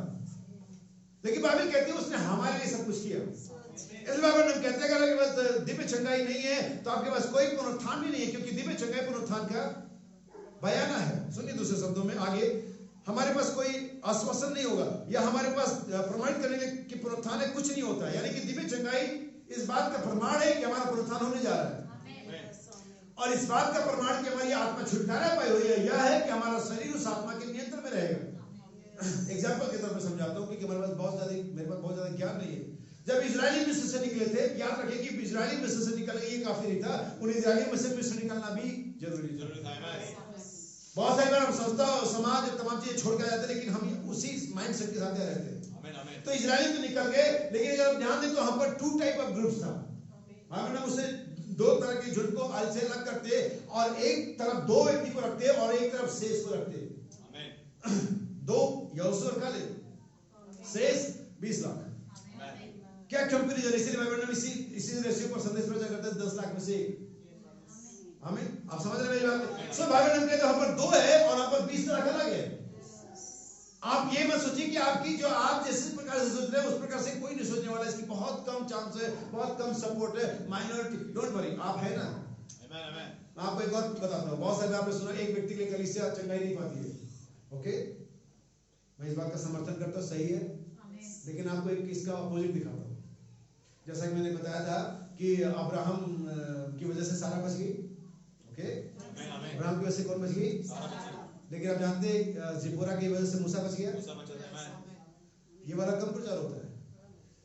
सारा की वजह से अब्राहम की वजह से सारा बच गई तो बहुत प्रचार होता है, लेकिन ये वाला कम बताते हैं कि जिपोरा की वजह से मूसा बच गया। अच्छा, एक व्यक्ति के लिए कलीसिया में चंगाई नहीं हुआ रुक जाएगा, ओके, यस आई एग्री, लेकिन एक व्यक्ति के लिए देश बच भी जाता है। एक व्यक्ति के लिए देश बच भी जाता है। उस व्यक्ति का नाम लूत था, बल्कि नाम नहीं कहेंगे, परमेश्वर का मुझे एक भी मिलेगा। यानी आप एक व्यक्ति कलीसिया की आशीष का कारण भी हो सकता है और एक व्यक्ति कलीसिया के आशीष ना मिलने का कारण भी हो सकता है। आपको देखना कि आप कौन सा वाला हो। मेरा रोल इसमें आशीष का कारण होना है और श्राप का कारण होना है। मेरा रोल जय का कारण होना है या मेरा रोल डिफीट का। जिस यहोशू को अगर हम देखें उसे आकान वंशी की वजह से उसे जो भी वो व्यक्ति था उसकी वजह से डिफीट खाना पड़ा। अगर हम पीछे जाएं, अगर हम मूसा को देखें, जब जब मूसा के हाथ ऊपर होते थे वो इजराइल जीतता था। तो वहां पर कुछ लोग थे जो चाहते थे कि हम जीते, लेकिन इसके लिए मूसा कितनी देर तक हाथ खड़ा करेगा। तो अगर कुछ लोग आ गए, अगर मूसा के अंदर में ताकत खत्म हो जाती है, आइए हम इसके हाथों को पकड़े रहे, आइए हम सपोर्ट करें, आइए हम एग्री करें, आइए हम आमीन कहें, आइए हम इसके साथ समर्थन दें, आइए हम इसके साथ आगे बढ़े ताकि हम जीते। हर बार नेगेटिव मत देखिए, आधा गिलास पानी, आधा गिलास पानी, आधा गिलास पानी है, आधा गिलास पानी है। क्या आप समझे? आधा गिलास पानी, आधा गिलास पानी, आधा गिलास पानी, आधा गिलास पानी है। सेंस बदल दो, मामला खत्म हो जाएगा। आधा गिलास है, आधा गिलास में रोने में जाए, ये कहो प्रभु आपका धन्यवाद, आधा गिलास है। सारे लोग आशीष के कारण एक व्यक्ति, अरे एक व्यक्ति ने कलीसिया बच सकते हो, साथ यही वजह का बचे हुए हैं। वो एक व्यक्ति यहाँ पर है। हालेलुया, मैं पॉजिटिव व्यक्ति हूँ। हालेलुया, जैसे भाई डंपी ने कहा, मैं उन्होंने कभी गिव अप नहीं किया। मेरे लाइफ में भी 2-3 चैलेंज आए, 2-3 लोगों के लिए आए, अरे ये सुधरने वाला नहीं है, ये तो ऐसे। मैंने कहा ओके आने दो, क्योंकि अगर लाइफ में चैलेंज ना हो तो मजा ही नहीं लगता। मैं देखता हूँ, मैं प्रार्थना करूंगा, मैं बातचीत करूंगा, मैं समझाऊंगा, मैं लगा रहूंगा, और एक दिन में चीजें बदल जाती है। हालेलुया, क्या आप समझे? बाइबल हम कहते हैं नेक्स्ट पैराग्राफ 41, ठीक वैसे ही यदि मसीह मेरे हृदय में वास नहीं करता तो मुझे सच्चाई को या किसी मनोवैज्ञानिक बात की तरह ग्रहण करना होता है। मुझे कहीं पर ऐसी किसी बात का विश्वास करना होता है, इसके विषय में तनिक भी संदेहवादी नहीं होता हूँ। नबी कहता है मैं वहाँ, वो लोग वहाँ अफ्रीका में जाते हैं, वहाँ पर मिशनरी है, वे हजारों हजार लोगों को लेकर के आते हैं और मिट्टी की पुरानी छोटी छोटी मूर्तियां और सभी कुछ थामे हुए हैं। ऐसा इसलिए होता है क्योंकि उन्होंने बाइबल के केवल मानसिक पहलू को ही सुना है। यह सच है, मेरी अपनी कलीसिया बैप्टिस्ट मेथोडिस्ट प्रेस्बिटेरियन वे वहां सब अंदर गए थे, परंतु वहां पर उन्होंने परमेश्वर की सामर्थ को साक्षात रूप में खुल्लम खुल्ला देख लिया, तो इसने ही मामला तय कर दिया। वे जान गए कि परमेश्वर ही है। बाइबल आगे कहते, अब देखिए इस बीमारी को कौन आरंभ करता है। सबसे पहली बात है, इससे पहले एक बीमारी बने या एक आत्मा होती है। आत्मा को परखो, इससे पहले बीमारी बने क्या होती है। और हर एक दुष्ट आत्मा मुर्दाखोर होता है, परबच्ची कहते इसे। आप इस संदेश को पढ़ना घर में जाकर के। परबच्ची यानी मुर्दाखोर, यानी एक ऐसा कीटाणु, एक ऐसा जर्म, एक ऐसी दुष्ट आत्मा जो दूसरे मरे हुए पर जिंदा रहती है। अगर उस मरे हुए को ना खाए वो मर जाएगी। या तो कैंसर आपको खा रहा होता है या पवित्र आत्मा कैंसर को खत्म कर रहा होता है। नबी कहते हैं ये वजह दुष्ट आत्मा हमारे शरीर में जिंदा रहती है क्योंकि नरबच्ची है, परबच्ची है, वो हमें खा रही होती। काश कि आप इन बातों को समझे। बाइबल हम कहते हैं इससे पहले बीमारी में एक आत्मा होती, ठीक वैसे ही आप आत्मा, ठीक जैसे कि आप एक आत्मा थे इससे पहले कि आप एक मनुष्य बनते। आप समझे? यही स्टोरी में समझा रहा हूं के बगीचे से लेकर। इससे पहले आप बनते एक आत्मा थे, मनुष्य। मैं वहां पर बेलेट्स को एक उदाहरण के तौर पर लूंगा, या कोई भी भाई जैसे बाइबल ने कहा, जैसे मैंने आयत, जैसे हमारा पृथ्वी का डेरा सही करके जाएगा भी और मिलेगा, यानी इससे पहले हम यहाँ होते हमारे पास एक और है। आप चिंता ना, बाइबल ने कहती कितना देर लगेगा, with in twinkling of eyes, आंखों के झपकाते ही हम इसमें से उसमें हो जाएंगे। वो है नबी कहता है एक समय था जब मैं और आप कुछ भी नहीं थे। फिर सबसे पहली बात बाइबल में कहते हैं जो आई, परमेश्वर ने हमें जीवन दिया। आप उदाहरण के लिए इस दोपहर आपके शरीर को उदाहरण के तौर पर ले और आप उन कोशिकाओं के समूह को जो आपस में एक दूसरे से अणुओं के साथ जुड़े हुए हैं, अब यीशु यदि आने में देरी करता है तो किसी दिन वे अणु या वो कोशिकाएं नष्ट हो जाएंगी और आप अपनी कोशिकाओं की अवस्था वाले में लौट जाएंगे जहां से आप पहले बने थे, और वापस में लौट जाते हैं, परंतु आपकी आत्मा वापस लौटती है। वे कोशिका इस आत्मा के साथ आपस में फिर से इकट्ठा हो जाएंगे जब यीशु मसीह दोबारा आएगा। हमारी शरीर जिन चीजों से बनी वो वहां लौट जाएगी। कॉस्मिक लाइट और कैल्शियम और पोटास और तमाम लाइटें जहां जो जिस्म बने 16 तत्व अपने अपने 16 तत्वों में चले, लेकिन आत्मा किधर जाएगी? जहां से वो आई है। और जब यीशु मसीह दोबारा आएगा तो फिर से सारे 16 तत्व एक साथ आ जाएंगे और वो आत्मा जो लौट गई है, जो मिलेनियम में रेस्ट करी, वो फिर से हमारे शरीरों में आ जाएगी और हम फिर चलेंगे फिरेंगे। हालेलुया। आज की आप इसे समझ पाए। नेक्स्ट इसी के आगे पढ़ूंगा, पेज नंबर 87 है ये। बस एक लास्ट कोड है जो मैं पढ़ूंगा, इसके बाद हम भाई विशाल के साथ कोड पढ़ेंगे। अब सुनिए, पेज नंबर 86 और 87 पैराग्राफ 193। मैं इसे इसलिए बता दूं कि ये बात में YouTube पर जाएगा लोग ताकि इसे समझें। अब इस पहली जगह में इस और अधर्मियों के प्राण है। जब एक मनुष्य मरता है तब एक ऐसे स्थान में जाता है जहां न्याय की बाट जोई जाती है। यीशु वहां पर गया और उसने उन प्राणों को प्रचार किया जो कैद में थे। इसके बाद दुष्ट आत्माएं, डीमंस है। इसके बाद शैतान और नरक है। और अब जब ऊपर जाते हैं तो सबसे पहले दुष्ट आत्माएं हैं, उन मरे हुए लोगों की आत्माएं हैं जिन्होंने कभी प्रयासित ही नहीं किया था। वे तो बस न्याय का ही इंतजार कर रही हैं। एकमात्र काम जो वे जानते थे या मूर्खतापूर्ण काम करना था, यही था जो उन्होंने किया। तो शब्दों में अगर मैं इसे ऐसे कहूं, जब भी किसी व्यक्ति के लिए या किसी भी चर्च में जब बार बार प्रचार किया जाता है फिर भी व्यक्ति नहीं सुधरता है, ये जान ले वो प्राण कैद में है। और उसको प्रचार के बाद भी बचने का कोई ऑप्शन नहीं, कोई चांस नहीं। यीशु मसीह ने उन आत्माओं को प्राण किया, प्रचार किया जो बच नहीं सकते थे, फिर भी प्रचार किया, फिर भी बचे नहीं। और अगर आप प्रचार के सुनते जा रहे हैं और आप नहीं सुधर रहे हैं, आप पर कोई असर नहीं हो रहा है, ये आपको कोई संवेदना नहीं दे रहा है, आप कैद में हैं। सुनिए आगे नबी क्या कहता है, पेज नंबर 87 194। अब देखिए वहां ऊपर इन मसीहों का ऊपर से प्रभाव पड़ता है। यही जो मैं बताना चाह रहा था, आत्माओं को परखने के लिए। और हमारी देह का क्या रोल है, क्योंकि अब हमारी देह एक पवित्र देह है, क्योंकि हमारी देह के लिए एक बलिदान चढ़ाया गया है। उस लहू के द्वारा हमारे पाप हमेशा के लिए खत्म कर दिए गए। सुनिएगा, इन मसीहों पर ऊपर से प्रभाव पड़ता है। वह एक दृष्टांत है। वहां ऊपर एक आत्मा है, पवित्र आत्मा, मनुष्य और मैन, यीशु मसीह का आत्मा, होली गोस्ट, पवित्र आत्मा। यह पवित्र आत्मा ही इस मरणहार आयाम में अपनी कलीसिया पर प्रभाव डालता है। कलीसिया कौन है? उसकी देह। अगर मैं इंटायर चर्च की बात करूं तो एक कलीसिया जो around the world mystical body बनती है, वर्ल्ड वाइड वर्ल्ड बॉडी बनती है, वो मसीह की कलीसिया, मसीह की देह है। और इस मसीह की देह पर पवित्र आत्मा प्रभाव डालता है। अगर मैं इंडिविजुअल बात करूं तो मैं भी मसीह की देह हूं। हो सकता है उस बड़ी देह में एक छोटा सा अंग हो, एक कोशिका, एक टिश्यू हो, लेकिन तो भी मैं उसमें हूं। आप जानते हैं आपकी देह में हजारों करोड़ों टिश्यूज हैं। उनकी अगर लेंथ को जोड़ा जाए और उन्हें आपस में जोड़ करके चांद चंद्रमा से कई चक्कर लगा सकते हैं आप, इतना बड़ा धागा बनेगा। मैं एक निकाल लेता हूं एक दिन के लिए, सेकंड, एक उस कड़ी, उस जंजीर में से एक निकाल लेता हूं बीच में से। मेडिकल के लोग यहाँ पर कितना देर लगा मरने के लिए? अगर वो कोशिकाओं की एक कड़ी मैंने वहां पर से एक छोटी सी कोशिका जिसको आप उस सूक्ष्मदर्शी से देखते, अगर एक निकाल दिया वहां से, खत्म। हो सकता है उसमें वर्ल्ड वाइड का एक छोटा सा कोशिका हो, आप एक छोटे, लेकिन तभी आप उस देह के एक सदस्य हैं। और पर्सनली तो भी आप मसीह के देह हैं। और अगर उस आयामी कलीसिया पर, विश्वव्यापी कलीसिया पर परमेश्वर का आत्मा ऊपर से प्रभाव डालता है, उसे गवर्न करता है, उसे चलाता है, तो आप इंडिविजुअल को भी यीशु मसीह पवित्र आत्मा द्वारा चलाता है। क्या समझ पा रहे हैं? आइए हम उस कोर्स को पढ़े, फिर मैं फाइनल करूंगा। 10 और मिनट लूंगा आपके। हम प्रभु की तालियां देंगे।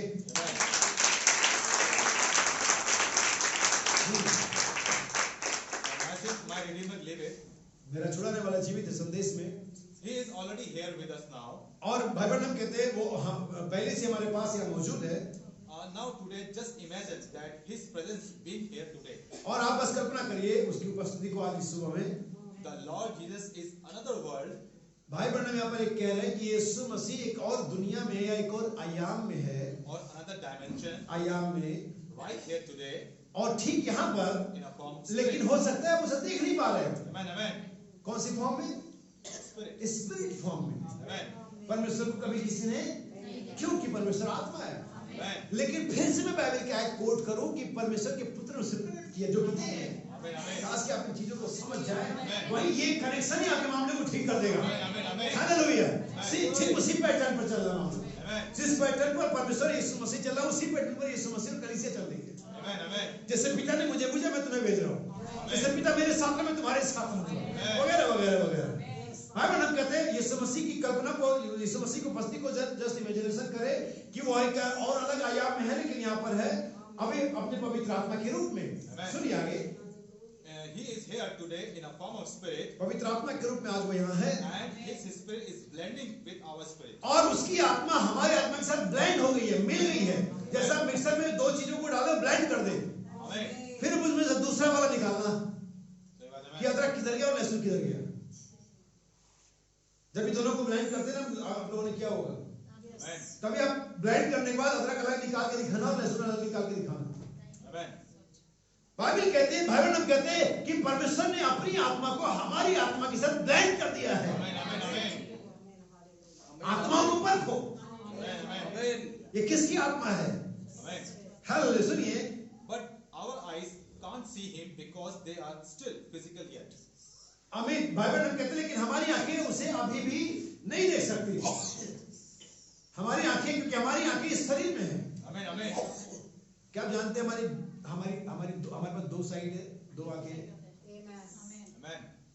एक जो इस जगत से कांटेक्ट करती है, लेकिन जब इसी आंख पर अनॉइंटिंग आती है, अभिषेक आता है, तब यही आंखें उस अनसीन वर्ड को देखती है। Amen, amen. जैसे कि एक भाई बता, मुझे अच्छा लगा, मुझे बहुत से लोग कहते 7 मोहरें खुल गई और बहुत से लोग कहते नहीं खुली, तो भाई कहता दोनों ठीक कहते हैं।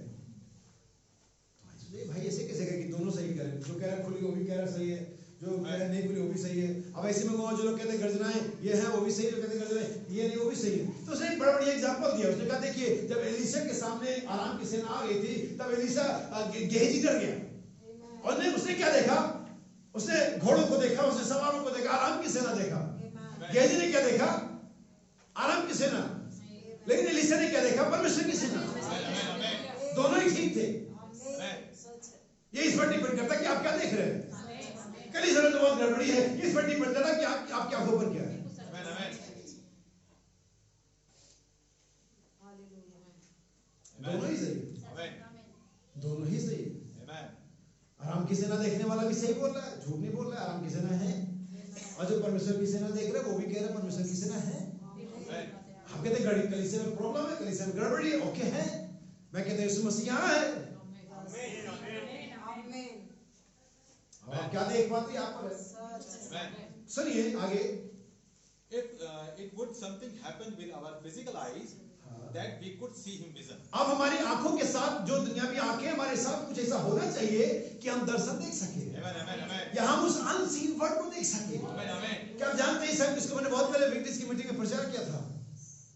हमारी आंख, हमारे होंठ, हमारे हाथ, हमारे पैर, हमारे पास ठीक वैसी बॉडी है, वैसे सेंसेस दुनिया के लोगों के पास है, लेकिन वे वो कामों को नहीं कर सकते जो हम कर सकते हैं। Amen, amen, amen. हमारी आंखें जो देख सकती है वे नहीं देख सकते, हमारे हाथ जो कर सकते वे नहीं कर सकते, हमारे पैर जहाँ जाना चाहिए जाते हैं, जाना नहीं, लेकिन वे चाह के भी नहीं रुक सकते, वे तो जाएंगे, क्योंकि हमारे पैरों पर, हमारी आंखों पर, हमारे होठों पर एक अनॉइंटिंग है। वो अनॉइंटिंग हमें डिफरेंट बनाता है। हमारे पास विजय है, उनके पास विजय है, उनके पास पवित्र आत्मा नहीं है, हमारे पास वो है।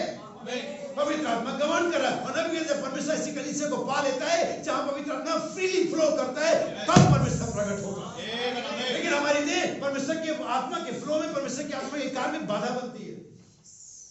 रोमियो की पत्री क्या कहती है? हम देह की कर्जदार नहीं है, लेकिन बहुत सारे हैं।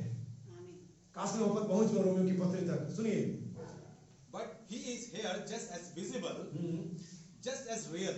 और वहां ऐसे ही दिखाई देगा जैसा कि वो वास्तविक है। Amen, amen, अगर amen. आपकी आंखों के साथ कुछ सुपरनेचुरली हो, Amen. अगर आपकी आंखों पर एक अनॉइंटिंग आए, अगर आपकी आंखों को परमेश्वर खोल दे। One day, amen.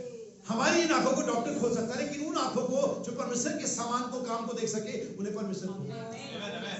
Hallelujah. Amen. ध्यान सुनिए, परमेश्वर अगर हमारा कुछ ऐसा कर दे तो हम उसे ऐसे ही विजुअल देख पाएंगे जैसा कि वास्तविक में है। Amen, amen. सुनिए, he was spoke and that day when to the Mary और जब उस दिन उसने मरियम से बोला था at the grave, और उस कब्र पर, or he met Cleopas on his road, और जब वो क्लियोपास से दमिश्क के रास्ते इमाउस के रास्ते पर मिला था, his presence is here now. और वही यीशु मसीह का सेम प्रेजेंस आज शाम दोपहर में यहाँ पर है। Amen. क्या मरियम ने इसे देखा था अपनी आंखों से? यस। Amen.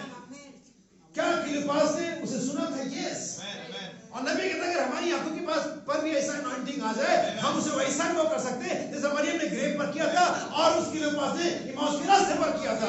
आज दोपहर में ऐसा हो सकता है। Amen. It's visible. Amen. Hallelujah, वो विजिबल हो जाए। Amen. लेकिन आप जानते हैं प्रॉब्लम क्या है? क्योंकि हमारे बार अपने इन चेतनाओं का शरीर का सुनते हैं। Amen. Amen. इसलिए बाइबल का संदेश है सर्वोत्तम चेतना, सुपर सेंस। बाइबल कहता है मेरी आत्मा की 5 चेतनाएं, मेरी देह की 5 चेतनाएं, लेकिन एक सुपर सेंस है, पवित्र आत्मा। लेकिन आपको बताता हूं, अगर आपके पास सुपर सेंस नहीं है तो आप बस नॉनसेंस है। सही बात। Amen. हालेलुया। Amen. Amen. क्योंकि ये शरीर आपको हमेशा वही दिखाएगा जो इसका सेंस है। Amen. Amen. सुनिए आगे। It can be feel महसूस हो सकता है हाँ। with that felt with her inner charge that's on the inside of the और ये नबी कहते हैं ये वैसा अनुभव किया जा सकता है जैसा उन लोगों ने उस रास्ते पर अनुभव किया था। क्या जब उसने हमसे बातें करी हमारे मनों में उत्तेजना नहीं हुई? Amen. Amen. नबी कहते हैं ये वैसे अनुभव किया जा सकता है जैसा उन लोगों ने रास्ते में अनुभव किया था। सुनिए। Felt with the inner charge that's on the inside of the human body, और वो उनके मानवीय देह के अंदर में उनको क्या करता? उत्तेजित कर रहा था। Amen. सुनिए। inside the body और उनके देह के अंदर में, called the new birth. और ये क्या कहलाता है जब आप इसे करते हैं? नया जन्म। Amen. Amen. Amen. और जब नया जन्म होता है तब आपका ये शरीर श्राप से मुक्त हो जाता है, जो उस दिन आप पर आ पड़ा था जब परमेश्वर ने इस पृथ्वी को श्रापित किया था। Amen. Amen. और यही वजह है कि उस मसीह का मस्ट बी बोर्न अगेन। ये कोई ऑप्शन नहीं है, हो सके तो आपको नया जन्म लेना चाहिए। Amen. कोशिश करो कि नया जन्म हो जाए। Must, Amen. Amen. ये जरूरी है। Amen. Amen. जैसे जीने के लिए खाना और पीना जरूरी है, हवा जरूरी है, वैसे ही मसीह में जाने के लिए, अनंत जीवन में जाने के लिए नया जन्म भी मस्ट बी बोर्न अगेन, ताकि इस श्रापित देह से मुक्ति पा सके, ताकि इस देह पर आत्मा का जो इस शैतान का इस देह का मालिक जो बर बैठा है शैतान का ना, बल्कि पवित्र आत्मा की गवर्निंग हो। सुना भी कहता उस आयाम से परमेश्वर का आत्मा इस कलीसिया पर प्रभाव डालता है। सुनिए लास्ट लाइन है, And your soul has been magnetized into him. और आपका जो प्राण है उसके साथ चुंबकीय यानी एक तरह से मिल जाता है। सुनिए। And let your mind be concentrated on him. और आपका दिमाग उस पर बहुत ज्यादा ध्यान देने लगता है, तब जब आपका दिमाग उसके साथ मैग्नेटाइज होता है। Amen. Amen. मैग्नेटाइज आप तभी हो सकते हैं जब उस मैग्नेट में तत्व जो पाए जाते हो जो आप में पाए जाते सेम हो। Amen. कोई भी मैग्नेट एल्युमिनियम के साथ, स्टील के साथ, मे बी गोल्ड के साथ भी मैग्नेटाइज नहीं होगा। Amen. Amen. गोल्ड हो सकता है कि आयरन से ज्यादा महंगा हो, बट ये मैग्नेटाइज होने के लिए गोल्ड होना क्वालिटी नहीं है, आयरन होना क्वालिटी। Amen. Amen. सुनिए लास्ट, अब हम अंतिम में अगर आप यहाँ चुक गए तो आप पूरे संदेश को खो देंगे। सुनिए। Amen. Believing on him.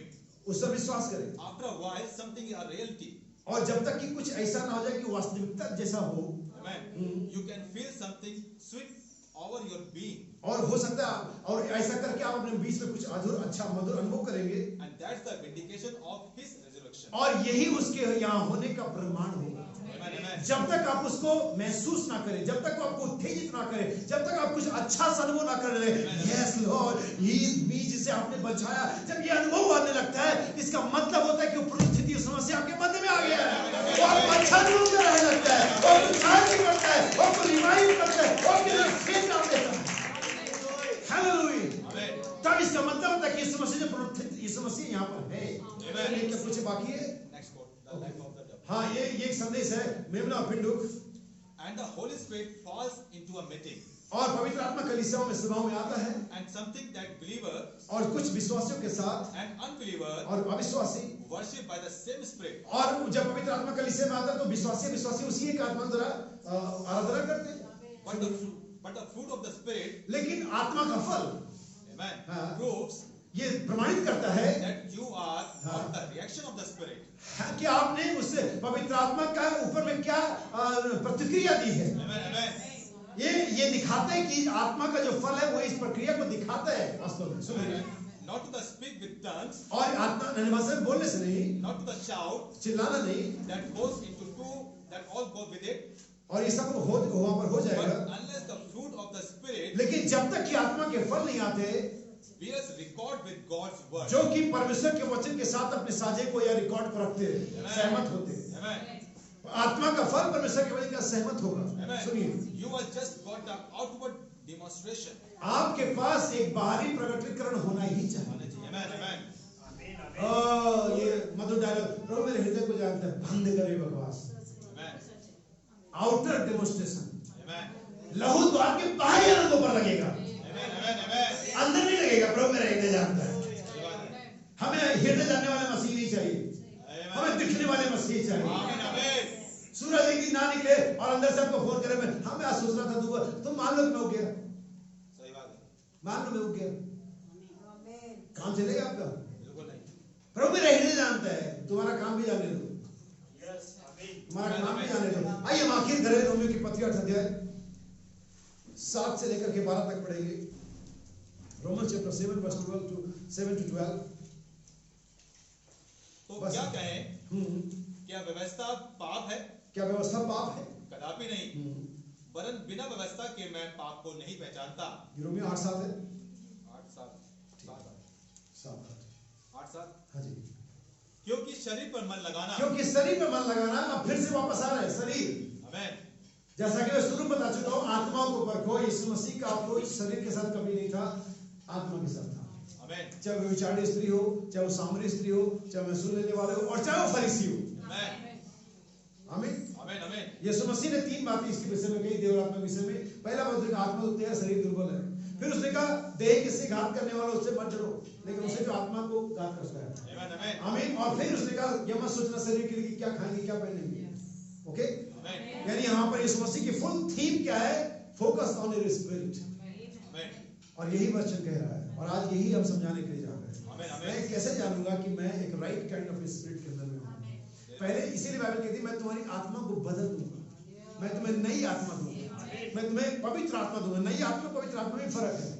पहले तो आपको अपनी आत्मा से छुटकारा पाना, जो आपकी है कार्नल स्पिरिट, पहले उससे छुटकारा पाना, फिर आपको नई स्पिरिट मिलेगी, फिर आपको होली स्पिरिट मिलेगा। आमेन। आमेन। ये खिचड़ी नहीं है कि डाला बना दिया, ये मसीहत, ये बाइबल है। ध्यान सुनिए, शरीर में मन लगाना तो ऑलमोस्ट क्रिश्चियन, ऑलमोस्ट बिलीवर हमेशा शरीर की सुनते हैं। चाहे वो इज्जत का मामला हो, चाहे वो कंफर्ट का मामला हो, चाहे वो पैसे का मामला हो, और चाहे वो खाने का मामला हो। आमेन। आमेन। सही बात है। हम सब हमेशा अपने शरीर को वरीयता देते हैं, उस स्पिरिट को दबा देते हैं जो हमारे अंदर से उबार मारता है। आमेन। आमेन। परमेश्वर की आत्मा को शोकित मत करो। आमेन। ये बात यहाँ लागू हो सकती है। शरीर में मन लगाना तो परमेश्वर से बैर रखना है। अब कितने लोग परमेश्वर से बैर रखेंगे और बच जाएंगे? झटपट परमेश्वर से मित्रता कर लो, न्याय करने वाला। आमेन। आमेन। परमेश्वर के हाथ में पड़ना भयानक बात है। सुनिए, क्योंकि ना तो परमेश्वर की व्यवस्था के अधीन है कौन? शरीर। शरीर। ये नहीं हो सकती। आमेन। सुनिए, और ना हो सकता है। अरे नहीं थी ये बात तो ठीक थी, पौलुस ने भविष्यवाणी भी कर दी, होगी भी नहीं। तुम कितना भी कोशिश कर लो, तुम्हारी देह नहीं हो सकती आदमी, क्योंकि इसको चलाने वाला, इसका मालिक अभी कोई और बन बैठा है। आमेन। आमेन। इसीलिए तो शैतान यीशु माइकल के पास पहुंच गया, मूसा की लोथ किधर है, मुझे चाहिए, मेरी है वो, आमेन। आमेन। कब्जेदार है वो। आप जानते हैं मिस्ट्री क्या है? इसे बाइबल में बड़ी आसानी से पढ़ लेते हैं, लेकिन बहुत बड़ी मिस्ट्री है कि तुम अपने दाम देकर के मोल लिए। शैतान जरा मेरी देह के बारे में पूछे, मेरी देह कहाँ है? पूछे माइकल से कि मेरी देह किधर है? थप्पड़ मारेगा, लहू बहा दिया ना, काम कर अपना। सही बात है। बड़ा आया आलोक की देह पूछने वाला। आमेन। आमेन। ग्लोरी। तू मूसा की पूछ जब लहू नहीं बहाया गया था, तू हनोक की पूछ, तू दाऊद की पूछ, तू डैनियल की पूछ, तू आलोक की मत पूछ लेना। मैंने उसके लिए दाम चुका दिया, वो मेरा है। तुम्हारा देह के बारे में शैतान छू भी नहीं सकता तुम्हें, क्योंकि तुम्हारी देह के लिए दाम चुकाया गया है। मूसा के लिए लहू नहीं बहाया गया तो पूछो तुम। लूसीफर पूछता है माइकल से, आमेन। मेरी के बारे में पूछ मत देना। सही बात है। आमेन। सारी समझ में आमेन। आमेन। लाइन में पढ़ने बड़ा अच्छा है, दाम चुकाया जाएगा, लेकिन समझने में बहुत कठिन सही बात लगता है। है। आमेन। सुनिए, ना है ना हो सकती है। और जो शारीरिक दशा में है, कौन सी दशा में? शरीर नहीं, इसलिए बाइबल जो शरीर है वो नहीं, शारीरिक दशा अलग है और आत्मिक दशा अलग है। Amen. Amen. Spiritual condition and physical condition. Amen. अब ये नहीं कह रही बाइबल कि तुम देह में मत रहो, मर जाओ, सुसाइड कर लो, आत्मा में नहीं नहीं नहीं, शारीरिक अवस्था, अवस्था, amen. कंडीशन। अब यहीं पर आ जाती है कि एक शारीरिक अवस्था का व्यक्ति कैसा रहता है और एक आत्मिक अवस्था का व्यक्ति कैसा रहता है। एक शारीरिक व्यक्ति कैसी चाल चलता है और एक आत्मिक व्यक्ति कैसी चाल चलता है। Amen. बहुत ही सिंपल है, Amen. जब पवित्र आत्मा से समझाया। Praise Lord, amen. सुनिए, जो शारीरिक दशा में है, जो शरीर में है वो नहीं, मैं भी तो शरीर में हूँ, सही बात, पौलुस भी तो शरीर में था, amen. पतरस भी तो शरीर में था, बाइबल भी तो शरीर में थे। क्या इन्होंने खुदावंत को प्रसन्न नहीं किया? Amen, amen. शारीरिक होना और शारीरिक दशा में होना अलग है। Amen. मैंने कभी ऐसा नहीं कहा बाइबल कहती देह में होना पाप है, नहीं नहीं नहीं, ओके नहीं। शारीरिक अवस्था, शारीरिक व्यक्ति शारीरिक बातों पर मन लगाता है, Amen, amen. लेकिन आत्मिक व्यक्ति आत्मिक बातों पर मन लगाता है। अगर आप पढ़ेंगे पहला कोरिन्थियों दूसरा अध्याय, आपको सारा चैप्टर मिल जाएगा। समय में इजाजत नहीं दे रही कि मैं उसे पूर्ण पढ़ूं, लेकिन यहाँ पर सुनिए, जो शारीरिक दशा में है वे परमेश्वर को पसंद नहीं कर सकते, परंतु जबकि परमेश्वर का आत्मा, सुन ध्यान सुनिएगा, ऐसे नहीं जबकि तुमने चर्च में ज्वाइन किया है, जबकि तुमने यीशु मसीह के नाम का बपतिस्मा लिया है, जबकि तुमने चर्च को बहुत बड़ा दान दशमांश दिया है, जबकि तुमने बहुत गीत गा बजाया प्रचार, जबकि ये सब कुछ नहीं,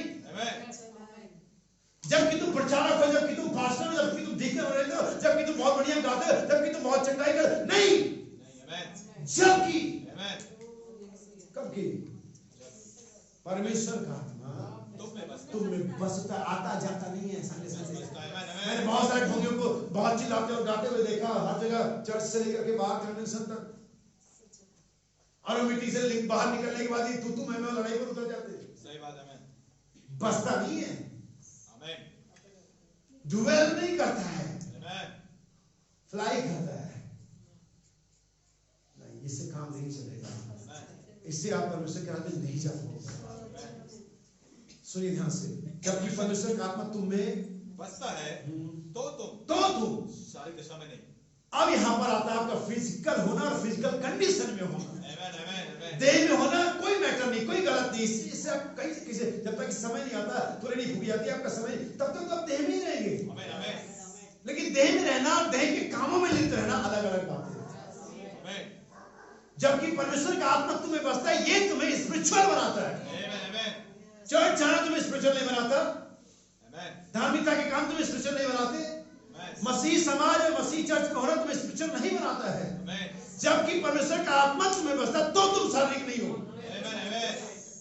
तुम चर्च मेंबर होने दो, तुम पास्टर, डीकन, प्रचारक होने दो, गिफ्ट होल्डर, रेवलेशन होल्डर होने दो, कुछ भी हो, परमेश्वर को फर्क नहीं पड़ता। आमेन। सुनिए आगे, तुम शारीरिक दशा में नहीं परंतु आत्मिक दशा में हो। यस, यदि किसी में मसीह का आत्मा नहीं यदि किसी में मसीह का आत्मा नहीं तो वो उसका जन नहीं। तो उसका चिन्ह नहीं। आगे बढ़े, और यदि मसीह तुम में है, यदि मसीह तुम में, कौन, यहाँ फिर से मसीह, यहाँ पर यीशु मसीह, मसीह यीशु नहीं है। इसलिए मैं जब कहता हूं मसीह, इट्स मीन होली स्पिरिट। आमेन, आमेन, आमेन। मसीह तुम में है, पवित्र आत्मा तुम में है, तो देह पाप के कारण कौन है, देह। आमेन, आमेन। तो शब्दों में जब वो पवित्र आत्मा आता है तो तुम्हारी देह पर गवर्न पा लेता है। कहता है लाओ ये स्टीयरिंग मुझे दो, ये भागदौड़ मुझे दो, लाओ मैं तुम्हें थोड़ा चलाऊं। हालेलुया। पवित्र आत्मा आते है तब तुम देह के कामों की तरफ भागते। वही तुम यही थे जो टेलीविजन की तरफ भाग रहा था। तुम्हें गुटखा पसंद था, तुम्हें शराब की पैग लेने अच्छे थे, तुम्हें शोर शराबा ना लेना, लेकिन जब पवित्र आत्मा पहले तुमने इसे छोड़ा, अभी बुरा लगता है। पहले गुटखा छोड़ने में दिक्कत हुई मुझे, लेकिन अभी स्मेल अगर कोई उसका डस्ट पे उड़ जाए ना, उल्टी आना था। कैसे हो गया ऐसा? शर्म आती है उन कामों से जिन्हें हम दुनिया में करा करते थे। क्यों ऐसा हुआ? क्योंकि पवित्र आत्मा आ गया। देह पवित्र आत्मा के कारण पाप है, देह मरी हुई है। दो शब्दों में, उस देह में जहां पर पवित्र आत्मा ने, उस कलीसिया में पवित्र आत्मा कलीसिया मरी हुई है। वो व्यक्ति जिसकी देह में पवित्र आत्मा नहीं, वो व्यक्ति मरा हुआ है। क्या बाइबल नहीं कि तू जीवता तो कहलाता पर है मरा हुआ। हालेलुया। आत्मा को परखो। अगर वो व्यक्ति अपनी आत्मा का डेमोंस्ट्रेशन दे रहा है कि वो उसका नेचर क्या है, अरे भाई मेरा तो चिल्लाने का स्वभाव है, तो बदलना इसे, इसे लेके जाना ही पड़ेगा तू। मेरा तो लालच का स्वभाव, मेरा तो हंसने का स्वभाव, मेरा तो चिल्लाने का स्वभाव, मेरा तो क्रोध का स्वभाव, तो बदलना इसे।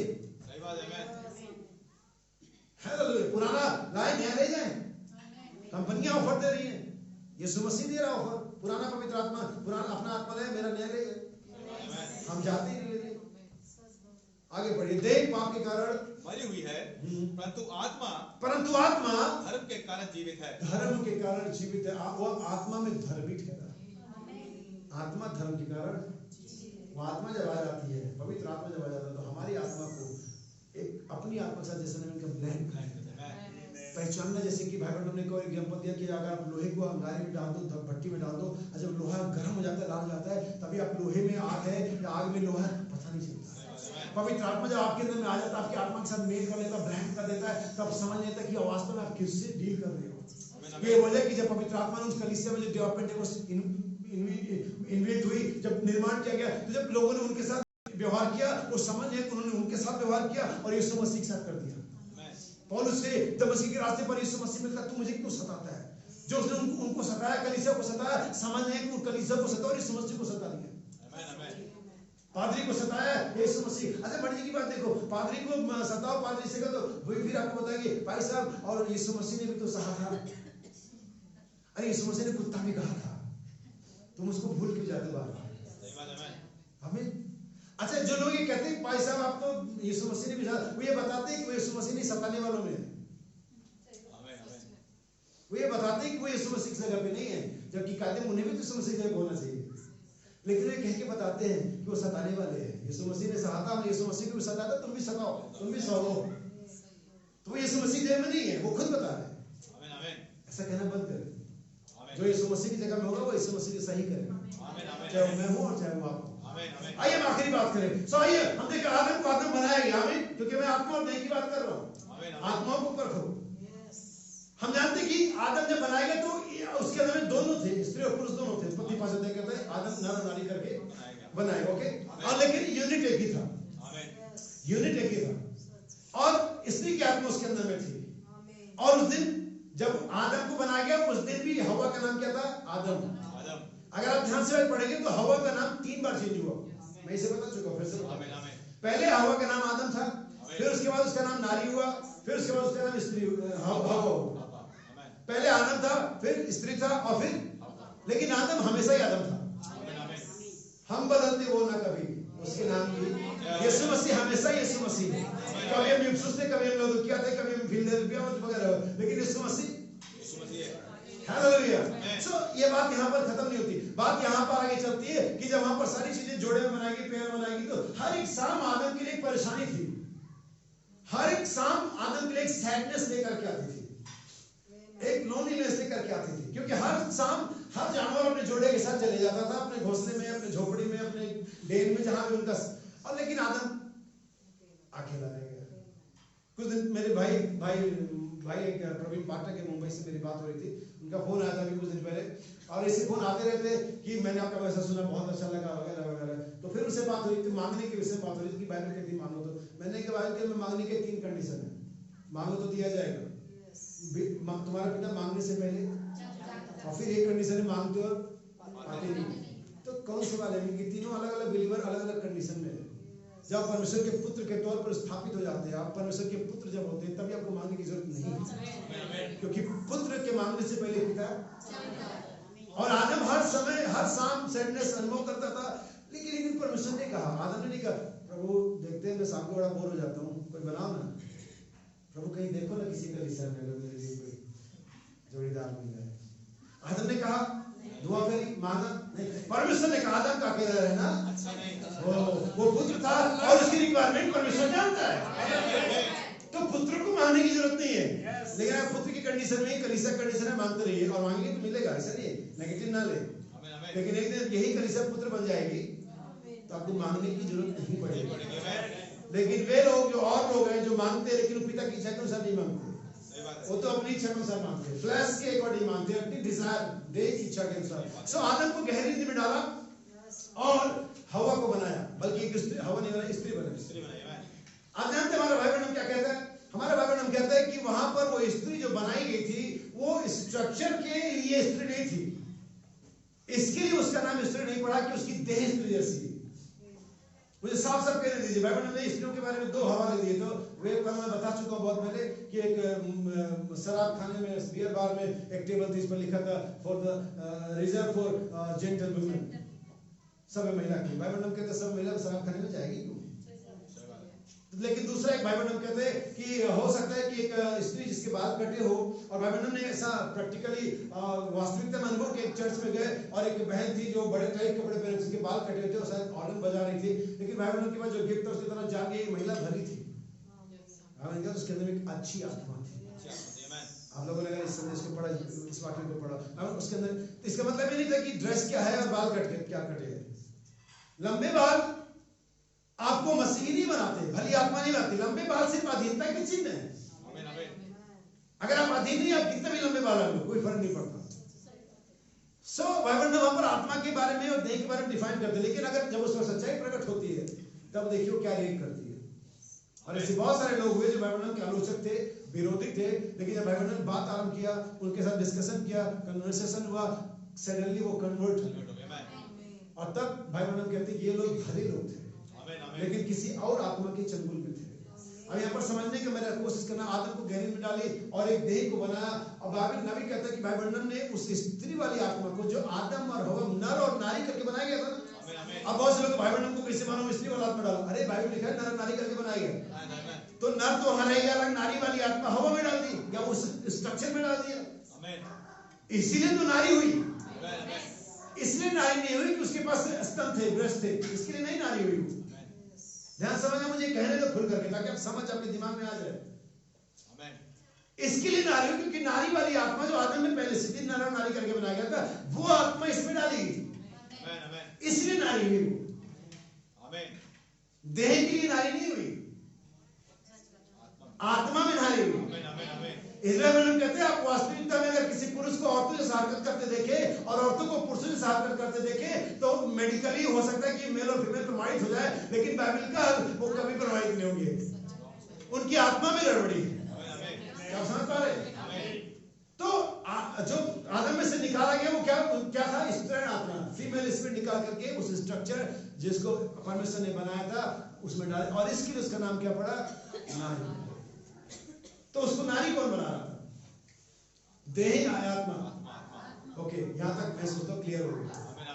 अब मुझे बताइए कि आपको कलीसिया कौन बनाता? आपको मसीह की दुल्हन कौन बनाता? आपका चर्च, आपका हाव भाव, आपका चर्च की तरह से एक्ट करना और लुक लाइक दिखना, या वो स्पिरिट? जैसा कि हमने वही पढ़ा कि जिसमें मसीह का आत्मा नहीं, वो मसीह का आप लुक लाइक चर्च दिखते हैं, इसके लिए आप चर्च नहीं हो सकते। आप चर्च की तरह वर्शिप करते हैं, आप चर्च की तरह पास्टर है, ऑर्गेनाइजेशन है, क्वायर है, दान है, दशवांश है, आराधना है, और आपको चर्च जैसे दिखते हैं तो चर्च नहीं है। आपको आत्मा जो परमेश्वर की जो मसीह की वो आत्मा आपको चर्च बनाती है। चर्च की जैसे दिखने से आप चर्च नहीं बन जाते, स्त्री की जैसे दिखने से कोई स्त्री नहीं बन जाती है। यही है जिसके लिए बाइबल में हमने पढ़ा आत्माओं को।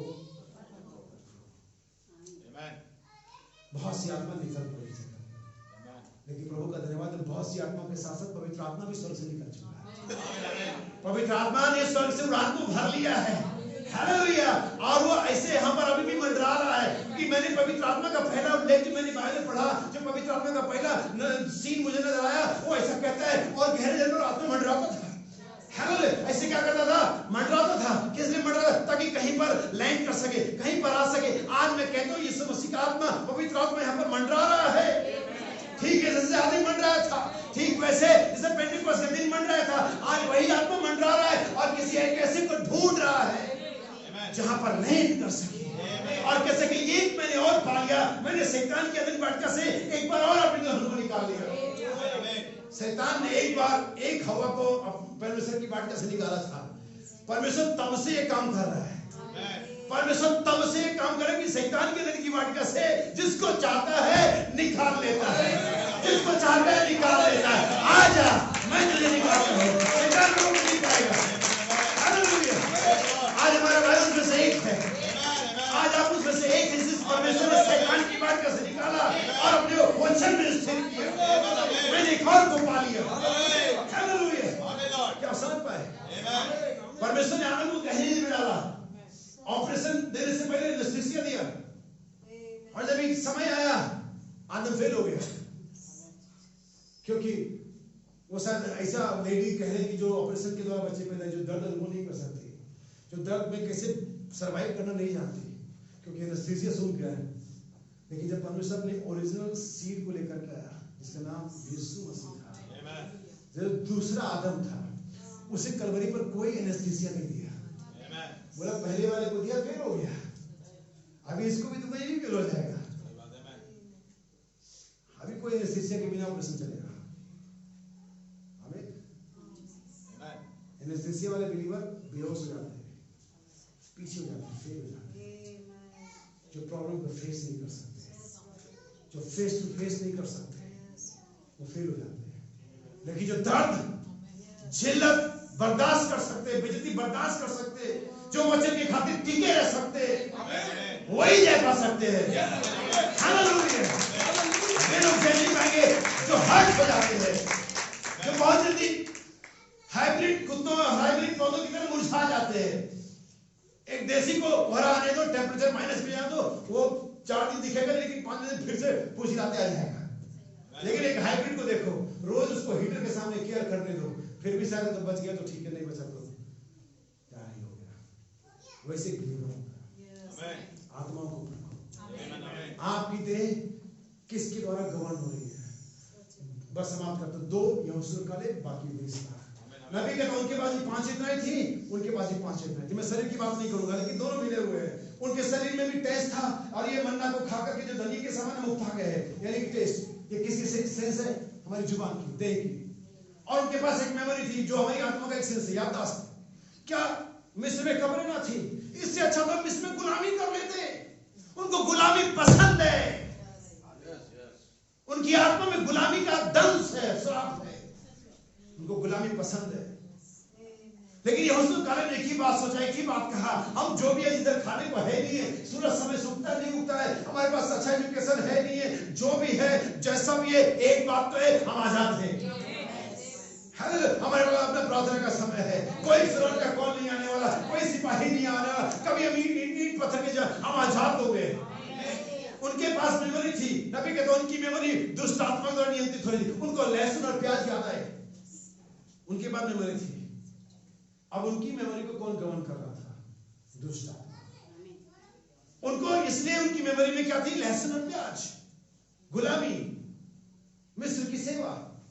लेकिन जब ये यहोशू कालेब आते, इनके पास मेमोरी थी, लेकिन इनकी मेमोरी कह रही थी, हम वहां बिना परमेश्वर के थे, हम वहां बिना आराधना के थे, हम वहां गुलाम थे, हम पर हमेशा तलवार लटकी रहती थी, लेकिन अभी हम आजाद हैं। तो दोनों की देह, दोनों की आत्मा किसकी तरह गवर्न हो रही थी? जो उनके इनर पार्ट में पाया जाता था, जो कि सोल था। यही तय करता कि आपकी देह किसके द्वारा चल रही है। परमेश्वर के पुत्र वे ये लोग आत्मा की चलाए, पवित्र आत्मा के। जिनके पास पवित्र आत्मा नहीं, वो मरे हुए हैं। आपकी श्रापित देह से छुटकारा पाना, इसके लिए जरूरी कि आप नया जन्म लें। और वो नया जन्म आपकी चर्च आने से नहीं होगा, उसके लिए आपको एक ऐसा प्रयास प्रार्थना करना पड़ेगा जिसके द्वारा परमेश्वर को नया जन्म, आप अपने घुटनों पर नया जन्म पा सकते हैं, अपनी व्यक्तिगत प्रार्थना में आप नया जन्म पा सकते हैं, आप अपनी फैमिली प्रेम में नया जन्म पा सकते हैं। इसे आपको पाना ही है। ये एक मसीह के लिए एक ऑप्शन नहीं है, हो सके तो ऐसा मस्ट, तुझे नया जन्म लेना अवश्य है। अपनी आत्मा के बारे में सोचे कि आपकी देह किस आत्मा की द्वारा चल रही है। प्रभु आप सभी के साथ हो और आशीष दे। सरों को झुकाएंगे। सर्वशक्तिमान जीवित परमेश्वर पिता आपको धन्यवाद देते हैं आज के समय में। हाँ प्रभु यीशु मसीह सत्य खुदावन की बिना पवित्र आत्मा के हम बातों को नहीं लेकर जा सकते।